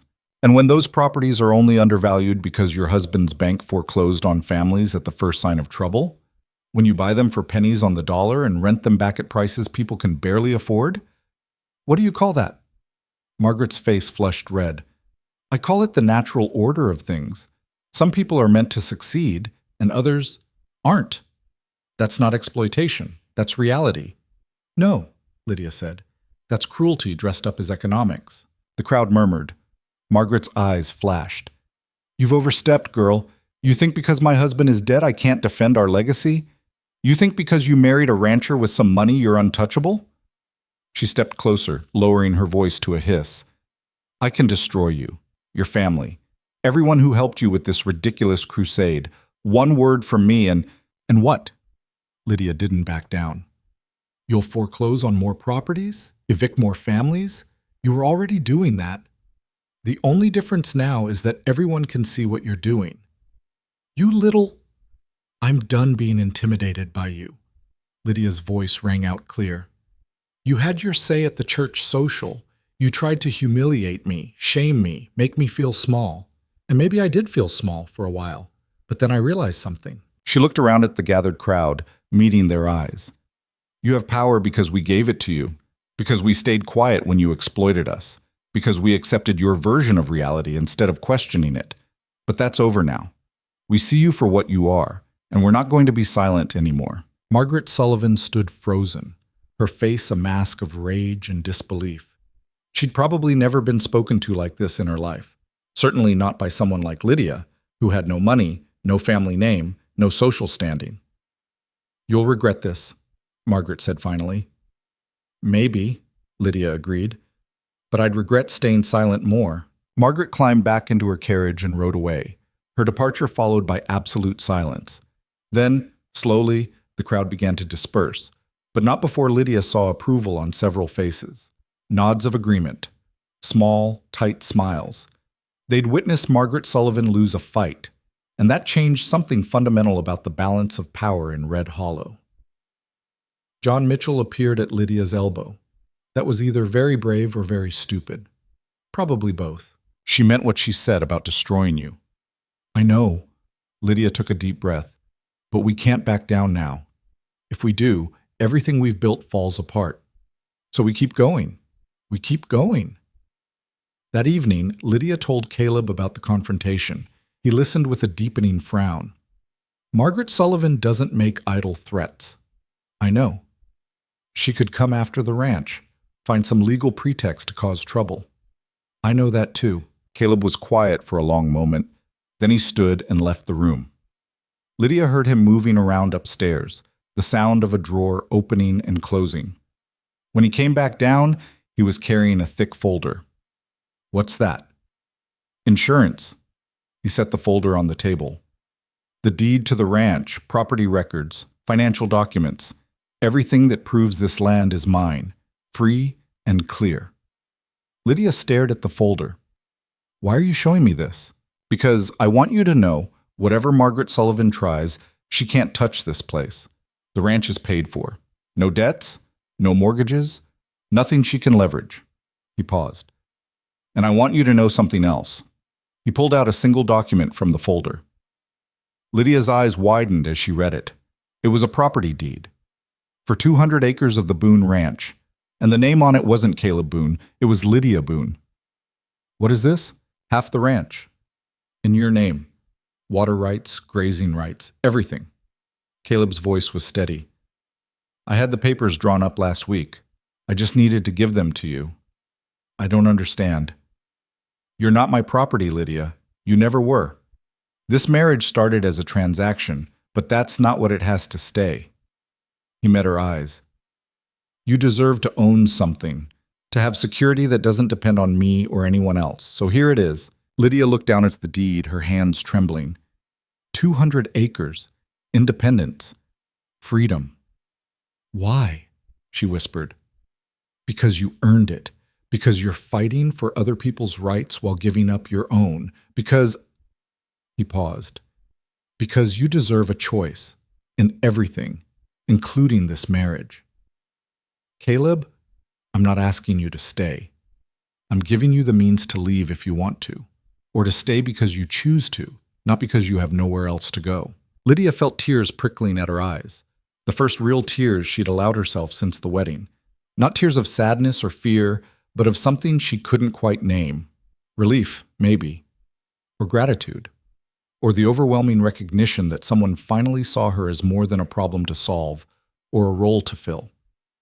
"I don't know what to say," she managed. "You don't have to say anything. Just think about it." He left her alone with the deed, with the weight of choices she'd never thought she'd have. That night, Lydia didn't sleep. She sat at the kitchen table with the deed in front of her, thinking about everything that had led to this moment. The wedding, the locked door, the slow, painful process of learning to trust someone who'd started as a stranger, and Caleb's words, "You're not my property." In that moment, something crystallized, a decision that had been forming for weeks without her fully realizing it. She stood and walked upstairs carrying the deed with her. Caleb's door was closed, but not locked. Lydia knocked softly. "Come in." He was sitting at the small desk by his window, paper spread in front of him. He looked up, surprised to see her. "I've been thinking," Lydia said. "About? About choices? About what I want." She took a deep breath. "And I want to stay." Caleb went very still. "You don't have to decide now." "I'm not deciding now. I decided weeks ago. I just didn't know it until tonight." She moved closer. "This thing we're doing, standing up to the Sullivans, fighting for the people Red Hollow has forgotten, I can't do it alone. And I don't want to." "Lydia, I'm not saying I love you," she interrupted. "I don't know if I'm there yet, but I know I don't want to leave. I know that when Margaret Sullivan threatened to destroy me, my first thought was that I needed to tell you. I know that this place," she gestured around them, "feels more like home than anywhere I've ever been." She held up the deed. "Thank you for this. For seeing me as more than what everyone else does. But I don't need to own land to stay. I just need to know that you see me as a partner, as someone with a voice in how we live." Caleb stood slowly. "I do see you that way. Then that's enough. For now." They stood there in the dim light, the space between them charged with possibility. Caleb reached out slowly, giving her time to pull away if she wanted. When she didn't, he took her hand, a simple touch, but waited with everything unspoken between them. "We're going to face hell for this," he said quietly. "Margaret Sullivan won't stop. Neither will the Hendersons or Cartwrights. They'll come after us with everything they have." "I know. And you're still willing to fight?" "I'm still willing to fight." His hand tightened on hers. "Then we fight together." Margaret Sullivan's retaliation came swiftly and predictably. Within 3 days of their confrontation, stories began circulating through Red Hollow, vicious rumors designed to destroy Lydia's credibility and isolate her supporters. She was unstable, the whispers said. A bitter woman taking out her resentment on respectable families. Her marriage was a sham. Everyone knew Caleb Boone kept her at the ranch against her will. The pamphlets were full of lies and distortions, manipulated to make honest business people look like villains. Helen brought word of it to the ranch, her face tight with worry. "It's bad, Lydia. People who were starting to believe us are wavering. Margaret's convinced half the town that you're making everything up out of spite." "What about the records? The proof?" "She's claiming the records were misinterpreted, that foreclosures are normal business practice, and you're twisting facts to suit your agenda." Helen wrung her hands. "And some people are believing her. She's too powerful, has too much influence." Lydia felt a familiar surge of frustration. They'd exposed the truth, put the evidence in front of everyone, and still Margaret Sullivan could twist the narrative through sheer force of will and social power. "We need to do something bigger," Mary said. She'd come with Helen, her young face set with determination. "Something she can't spin or deny." "Like what?" Lydia asked. "Show people directly, make it impossible to ignore." Mary leaned forward. The Hendersons are still trying to evict the Martins. What if we didn't just block the door this time? What if we made it an event? Invited everyone in town to witness what actually happens during a foreclosure. Caleb, who'd been listening quietly, spoke up. That's dangerous. The sheriff could arrest everyone involved. Let him try, Mary shot back. Arresting 30 people for peacefully observing a legal proceeding? That would prove our point better than any pamphlet. Lydia looked at her sister with new respect. Somewhere between childhood and now, Mary had developed a tactical mind. It could work, she said slowly, but we'd need to be smart about it. Nonviolent, completely lawful. We're not there to stop the eviction, we're there to witness it, to make sure everyone sees exactly what happens when a family loses everything. And we document it, Helen added, catching on. Write down every word, every action, then publish a full account. Margaret will say we're exaggerating. Then we bring witnesses, dozens of them, people she can't discredit all at once. Mary's eyes were bright. Make it impossible for her to control the story. Over the next week, they organized quietly. Word spread through their network of supporters. The Martin eviction was scheduled for the following Tuesday at 9 in the morning. Anyone who wanted to bear witness was invited to attend. Lydia didn't know how many would actually show up. It was one thing to read a pamphlet in private, another to publicly align yourself against the town's most powerful families. Tuesday morning dawned clear and cold. Lydia dressed carefully, her stomach churning with nerves. Caleb waited by the wagon, his expression grim. You don't have to do this, he said for the third time. Yes, I do. If the sheriff arrests you, then you'll bail me out. She climbed onto the wagon seat. We've been over this, Caleb. I'm going. He didn't argue further, just guided the horses toward town. The Martin house came into view and Lydia's breath caught. There were people everywhere, at least 50 of them, maybe more, standing in quiet clusters around the property. Not blocking access, not making threats, just standing there, bearing witness. John Mitchell saw them and hurried over. Everyone's here, even people I didn't expect. Lydia scanned the crowd and recognized faces from all over Red Hollow and the surrounding farms. Some were families they'd documented in the pamphlets. Others were people she'd never met, drawn by curiosity or conscience. And standing to one side, looking deeply uncomfortable, was the sheriff. He approached Lydia with a frown. Mrs. Boone, what's going on here? We're observing a legal proceeding, Sheriff. That's not a crime, is it? You're intimidating the bank's representatives. We're standing in a public space, peacefully. No one's being threatened or prevented from doing their job. She kept her voice level. Unless you're saying citizens don't have the right to observe how their laws are enforced? The sheriff's frown deepened. He knew she was right. There was nothing illegal about what they were doing, but the optics were terrible for him, caught between the crowd and his obligation to enforce the eviction. A carriage arrived, and Richard Henderson stepped out, his face florid with anger. He took one look at the assembled crowd and rounded on the sheriff. What is this? Clear these people out immediately. On what grounds? Lydia called out loud enough for everyone to hear. We're not breaking any laws. You're trespassing on private property. We're on the public road. She gestured at the crowd. Every single person here is standing on public land or land they have permission to be on. You want to evict the Martins? Go ahead. We're just here to watch. Henderson's face went from red to purple. This is harassment. Sheriff, arrest them. For what crime? The sheriff looked deeply unhappy. They're not doing anything illegal. They're, Henderson sputtered, unable to articulate a legal basis for removing peaceful observers. From inside the house, Lydia could see faces at the window, the Martin family, watching this unfold. Mrs. Martin was crying. The children looked terrified. Mr. Henderson, Lydia said, pitching her voice to Carrie, why don't you explain to everyone here why the Martins are being evicted? I'm sure they'd love to hear the bank's reasoning. Henderson glared at her. They failed to make their mortgage payments. That's reason enough. How many payments did they miss? That's private banking business. One, Mrs. Martin called from the doorway. Her voice shook, but it was audible. We missed one payment after my husband broke his leg and couldn't work the harvest. A murmur rippled through the crowd. One payment, Lydia repeated. And rather than work out a payment plan, rather than give them time to recover from a medical emergency, the bank chose to foreclose. Is that right, Mr. Henderson? The contract is clear. Miss a payment, face the consequences. And what happens to this property after the Martins are evicted? She didn't wait for him to answer. It'll be sold at auction, probably to someone connected to your family, for less than half its value.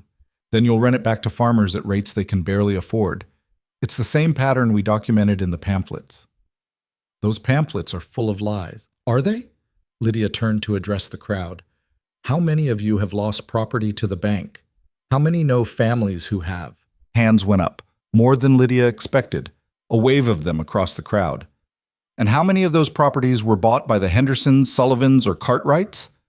Nearly every hand stayed up. Henderson's face contorted with rage. This is slander! I'll sue you for... For what? Asking questions? Pointing out public records?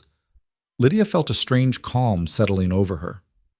Sue me if you want, Mr. Henderson, but first, explain to all these people why I'm wrong. Show us the evidence that proves the bank isn't systematically profiting from people's desperation. He couldn't. They both knew it. The silence stretched, heavy with tension. Finally, the sheriff stepped forward. Mr. Henderson, perhaps this eviction should be postponed until tempers cool down. Postponed? Absolutely not. I have every legal right. You do, the sheriff agreed, but I'm not sure it's wise to proceed right now. Not with this many witnesses. He lowered his voice, but not enough that the nearest people couldn't hear. This turns into a spectacle. It reflects badly on everyone. Give it a week. Let things settle. Henderson looked around at the crowd, dozens of faces staring back at him with expressions ranging from hostility to simple curiosity. For the first time, Lydia saw uncertainty flicker across his features. He was outnumbered, and he knew it. Fine, he spat. 1 week, but this doesn't change anything. The Martins will be evicted, and all of you... He swept his arm across the crowd. Will learn that the law protects property rights, not rabble-rousers. He climbed back into his carriage and left, the wheels kicking up dust. The crowd erupted in cheers. Lydia stood frozen, barely able to process what had just happened. They'd won. Not permanently, not conclusively, but they'd forced one of Red Hollow's most powerful men to back down. In public, in front of witnesses. John Mitchell clapped her on the shoulder, grinning. That was incredible. That was temporary, Lydia corrected, though she was smiling too. He'll be back in a week. Maybe, but now everyone's seen what we've been saying is true. That these evictions aren't about business, they're about power. He looked at the dispersing crowd. You've given people hope. That matters. Over the next few days, the story spread through the county like wildfire. The confrontation at the Martin house became legend in the telling. Lydia standing up to Richard Henderson, the crowd of witnesses, the sheriff's reluctant intervention. Each retelling added details, drama, significance. And with each retelling, more people started paying attention. Letters arrived at the ranch from families in neighboring towns, asking how they could organize similar actions. The group that had started as a dozen desperate people in John Mitchell's cramped house grew to 50, then 100, then more than Lydia could keep track of. What had begun as one woman's anger had become a movement. It terrified her, and energized her in equal measure. You realize there's no going back from this, Caleb said one evening as they sat on the porch, watching the sunset paint the sky in shades of amber and rose. I know. Margaret Sullivan is planning something. I can feel it. He glanced at her. She won't let this stand. Let her plan. Lydia leaned back in her chair. We're not stopping. I'm not suggesting we should, just warning you that whatever comes next will be worse than anything so far. He was right, of course. Margaret Sullivan didn't accept defeat gracefully. The blow came a week later in the form of a letter delivered by courier to the ranch. Lydia opened it with Caleb reading over her shoulder. It was an invitation, formal, elegantly worded, dripping with false courtesy. Margaret Sullivan was hosting a gathering at her home to discuss the recent unpleasantness in Red Hollow and find a path forward that serves everyone's interests. She was inviting Lydia, Caleb, John Mitchell, and several other leaders of their movement. It's a trap, Caleb said immediately. Of course it's a trap. Lydia set down the letter. But we have to go anyway. Why? Because refusing makes us look afraid. And because whatever she's planning, I'd rather walk into it prepared than be caught off guard later. Caleb didn't argue, but his jaw was tight with concern. The gathering was set for the following Saturday afternoon. Lydia dressed in her best, which still wasn't much, but she wore it with her head high. Caleb wore his formal clothes, looking uncomfortable but determined. John Mitchell met them at the Sullivan house, along with Helen and Emma's father. They stood together on the wide porch facing the imposing door. "Ready?" John asked. "No," Lydia admitted, "but let's do it anyway." Inside, Margaret Sullivan's home was everything Lydia expected. Ornate, expensive, designed to intimidate. They were led to a formal sitting room where Margaret waited, flanked by Richard Henderson and Patricia Cartwright, the three most powerful people in Red Hollow, united against them. "Thank you for coming," Margaret said, her smile sharp as glass. "Please, sit." They sat. The two groups faced each other across an antique coffee table worth more than most families earned in a year. "I'll be direct," Margaret continued. "This situation has gotten out of hand. The pamphlets, the protests, the general disruption to our town's peace. It needs to stop." "Then stop foreclosing on families for minor infractions," Lydia said calmly. "The bank has every legal right. We're not debating legality. We're debating morality." Lydia met Margaret's eyes. "You can do something and have it be legal. That doesn't make it right." Margaret's smile tightened. How naive. You think morality governs how the world works? It's power, my dear. Money and influence. And you have neither. "Actually," Caleb spoke up quietly, "she has both now." He reached into his jacket and pulled out a folded document. Lydia recognized it immediately, the deed he'd given her. Her 200 acres. "What's that?" Henderson demanded. "Proof that Lydia owns half of the Boone Ranch. Water rights, grazing rights, full legal ownership." Caleb's voice was steady. "She's not some poor girl you can intimidate anymore. She's a landowner, with all the rights and protections that entails." The room went silent. Margaret's eyes narrowed as she absorbed this information. "And the influence?"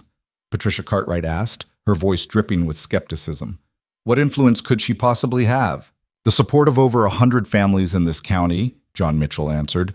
"People who've organized, who communicate, who vote. That's influence, Mrs. Cartwright."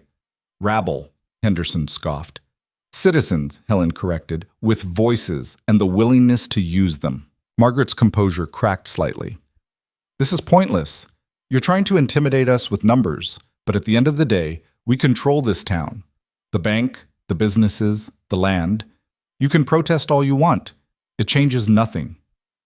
"Then why are we here?" Lydia asked. "If you're so confident in your power, why invite us to negotiate?" The question hung in the air.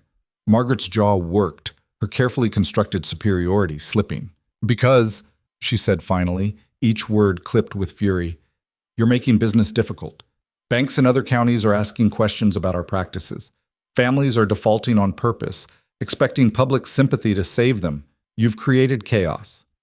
"We've created accountability," Lydia corrected. "Something Red Hollow should have had years ago. So here's my offer." Margaret leaned forward. "Stop the protests, stop the pamphlets, stop organizing against us.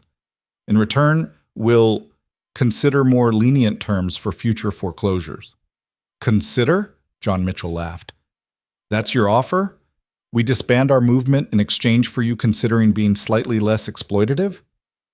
"It's more than you'll get by continuing this fight," Henderson said. "We can make life very difficult for anyone associated with your little rebellion." "You can try," Caleb said, "but we're prepared for that." Margaret's eyes flashed. Are you? Are you prepared for the bank to call in loans early? For businesses to refuse service to anyone who supported you? For the sheriff to suddenly find violations on properties owned by your allies?" "That sounds like threats, Mrs. Sullivan," Lydia said quietly. "And threats mean you're scared." "I'm not." "You are." Lydia stood and the others followed. "Because for the first time in your life, people aren't quietly accepting your version of how things should be. They're questioning, organizing, fighting back, and you don't know how to handle it." She moved toward the door, then paused and turned back. "Here's our offer. The bank implements fair lending practices, payment plans for families facing hardship, no more foreclosures for single missed payments, no more selling properties to your friends and family at below market rates." Her voice was steel. "In return, we'll stop making your business practices public knowledge across the entire county." Margaret's face went white with rage. "You're blackmailing me?" "I'm offering you a choice. The same choice you've given desperate families for years. Lydia smiled without warmth. Doesn't feel good, does it? Being backed into a corner? They left Margaret Sullivan sitting in her ornate parlor, speechless with fury. Outside, John Mitchell let out a breath that was half laugh, half disbelief. That was either brilliant or suicidal. Probably both, Lydia agreed. Her hands were shaking, but her voice was steady. But it needed to be said. What happens now? Helen asked. Now we wait, Caleb said, and prepare for whatever they throw at us next. What came next wasn't retaliation. It was silence. Days passed with no response from Margaret Sullivan or her allies. No threats, no counteroffers, nothing. The quiet was more unnerving than any attack would have been.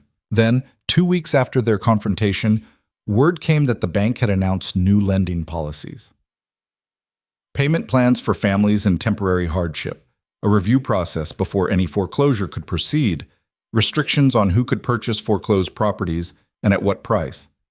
It wasn't everything they demanded, but it was something. A crack in the system they'd been fighting. They're protecting themselves, John Mitchell said when they gathered to discuss it. Making enough changes to look reasonable, hoping we'll back off. Will we? Emma asked. Lydia looked around at the faces of the people who'd stood with her, who'd risked their livelihoods and safety to fight for something better. No, she said. We keep pushing, keep organizing, keep holding them accountable. She paused. But we also recognize that we've won something here. People stood up, spoke out, forced the powerful to change their behavior. That matters. So what's next? Mary asked. Next, we make sure these new policies are actually enforced. We document everything. We support families who are still struggling, and we build something that lasts beyond just this moment. Over the following months, that's exactly what they did. The loose coalition that had formed around fighting foreclosures became a formal organization, a farmers' cooperative that pooled resources, shared information, and provided mutual support. It wasn't perfect. There were disagreements, setbacks, families who still lost their land despite their best efforts. But it was real, and it was theirs. Lydia found herself at the center of it, not because she'd sought leadership, but because it had grown naturally from her refusal to stay silent. She learned to navigate town politics, to negotiate with business owners, to organize meetings and manage conflicts. And through it all, Caleb was there, not leading beside her. He was too private for that, too uncomfortable with public attention, but supporting her, offering advice when asked, providing resources when needed, being the steady presence she could return to when the work became overwhelming. Their relationship shifted gradually, the careful distance replaced by something warmer. They talked more, shared more, learned each other's rhythms and habits. It wasn't the romance of storybooks. There were no dramatic declarations, no perfect moments of realization. It was quieter than that, more real. One evening, 6 months after the confrontation at Margaret Sullivan's house, Lydia sat with Caleb on their porch watching the sunset. It had become a ritual, this quiet time together at day's end. I was thinking, Caleb said slowly, about the deed I gave you. Lydia's stomach tightened. What about it? I gave it to you so you'd have the freedom to choose, to stay or leave based on what you wanted, not what you were forced into. He looked at her. Have you decided? I decided months ago. She met his eyes. I'm staying, not because I have to, because I want to. Even knowing I'm not. I can't be what most husbands are. I can't give you romance or grand gestures or... Caleb, she stopped him. I don't need those things. I need partnership, respect, someone who sees me as an equal. She paused. Someone who gives me freedom instead of taking it away. You do that. That's enough. He was quiet for a long moment. Then he reached out and took her hand, a simple gesture they'd grown comfortable with over the months. I know I'm not easy to live with, he said. I'm too quiet, too caught up in my own head. I have days where I can barely function because all I can think about is Sarah and Emma and everything I lost. I know, but when you're here, it's easier, like I can breathe again. His hand tightened on hers. I may not be good at saying it, but I'm grateful. For you, for what we've built. It wasn't a declaration of love, but coming from Caleb, guarded, careful Caleb, it meant everything. I'm grateful too, Lydia said softly, for the chance to choose my own life. even if it took being sold to get there. They sat in comfortable silence as the sun dipped below the horizon, painting the sky in shades of fire and gold. The final confrontation came on a Sunday, 8 months after Lydia's outburst at the church social. The Reverend had announced that Caleb and Lydia would be speaking after services, a public acknowledgement that many in the congregation had interpreted as an apology or reconciliation. The church was packed. Everyone wanted to see what Lydia Cross Boone would say. Margaret Sullivan sat in the front pew, her face carefully neutral. The Hendersons and Cartwrights flanked her, a show of unity from Red Hollow's elite. But the rest of the church was filled with ordinary families. The Mitchells, the Clarks, the Martins, who'd managed to keep their home thanks to the new lending policies. Dozens of others who'd been part of the organizing efforts. The Reverend introduced them with obvious discomfort. Lydia stood with Caleb at her side and faced the congregation. For a moment she was back in that borrowed wedding dress, standing in this same spot, saying "I do," like a surrender. But she wasn't that girl anymore. "Most of you know my story," she began, her voice carrying clearly through the church. "I was sold in a marriage arrangement to pay my father's debts. I stood right here and said vows to a stranger while the whole town watched." A ripple of discomfort moved through the pews. "I'm not here to apologize for what I said about that. It was the truth then, and it's the truth now." She paused. "But I'm here to talk about what happened next." She looked at Caleb, who gave her an encouraging nod. "When I arrived at the Boone Ranch, I expected to be treated as property, as something bought and owned. Instead, I found—" She searched for the right words.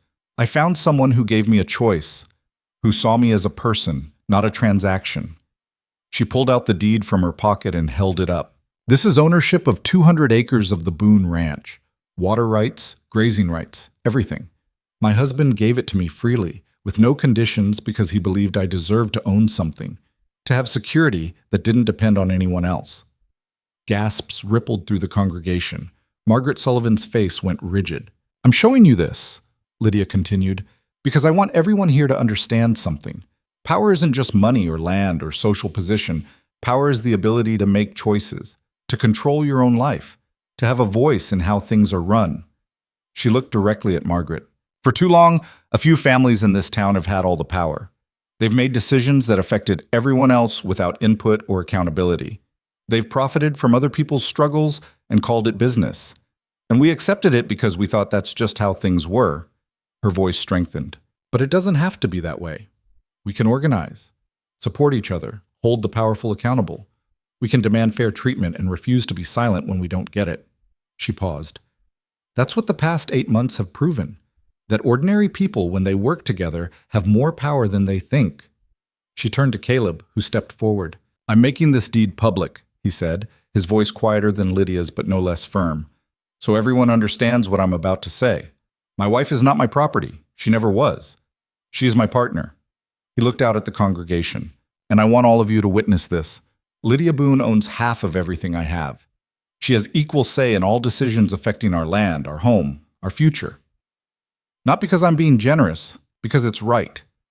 Because marriages should be partnerships, not ownership." The church was absolutely silent. "If that makes us strange or improper in the eyes of this town," Caleb continued, "so be it. We'd rather be honest than acceptable." Lydia stepped forward again. "I came to this marriage with nothing. No money, no options, no control over my own life. But I'm not leaving it that way." She met the eyes of the families who'd stood with her over the months. "None of us have to accept powerlessness. We can fight for something better. We can build something new." She looked at Margaret Sullivan one final time. "That's not an apology, it's a promise. We're not backing down, we're not going away. We're here, we're organized, and we're going to keep pushing for change until Red Hollow becomes a place where everyone has a fair chance, not just the wealthy." She sat down. Caleb sat beside her. The silence stretched for a long, painful moment. Then someone in the back started clapping. Lydia turned to see John Mitchell on his feet, applauding. Helen joined him. Then Emma and her father. The Martins. The Clarks. One by one, families stood and applauded until more than half the church was on its feet. Margaret Sullivan sat rigid in her pew, her face a mask of fury and defeat. The Reverend looked between the standing families and the seated elite, clearly unsure how to proceed.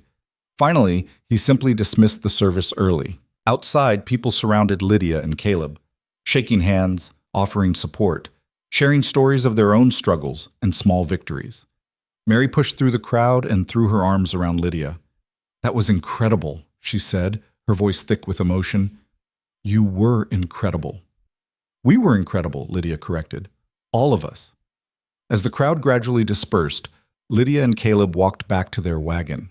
The sun was bright, the air crisp with the promise of autumn. "Think we've finally burned all our bridges?" Caleb asked. "Probably," Lydia laughed. "But I don't care. Do you?" "Not even a little." They climbed onto the wagon and headed home, toward the ranch that was now half hers, toward a future they'd built from the ruins of a forced marriage, toward a partnership that had been forged in desperation but had become something real. It wasn't perfect. There would be more fights, more struggles, more days when the weight of what they'd started felt too heavy to carry. But they'd face it together, as equals, as partners, as people who'd learned that freedom was something you claimed, not something you waited to be given. And that, Lydia thought as the ranch came into view on the horizon, was worth every risk they'd taken. The girl who'd whispered, "I do," like a surrender, had learned to speak with a voice that couldn't be silenced, had learned that power came not from what you owned, but from what you refused to accept, had learned that sometimes the most radical thing you could do was simply choose yourself. She'd been sold, but she'd bought herself back. And in doing so, she'd shown others how to do the same. That was the real victory. Not the deed or the confrontation or the policy changes, but the understanding that spread through Red Hollow and beyond, that ordinary people, when they stood together and refused to be silent, could change the world. One choice at a time, one voice at a time, one person at a time, deciding they deserved better and being brave enough to fight for it.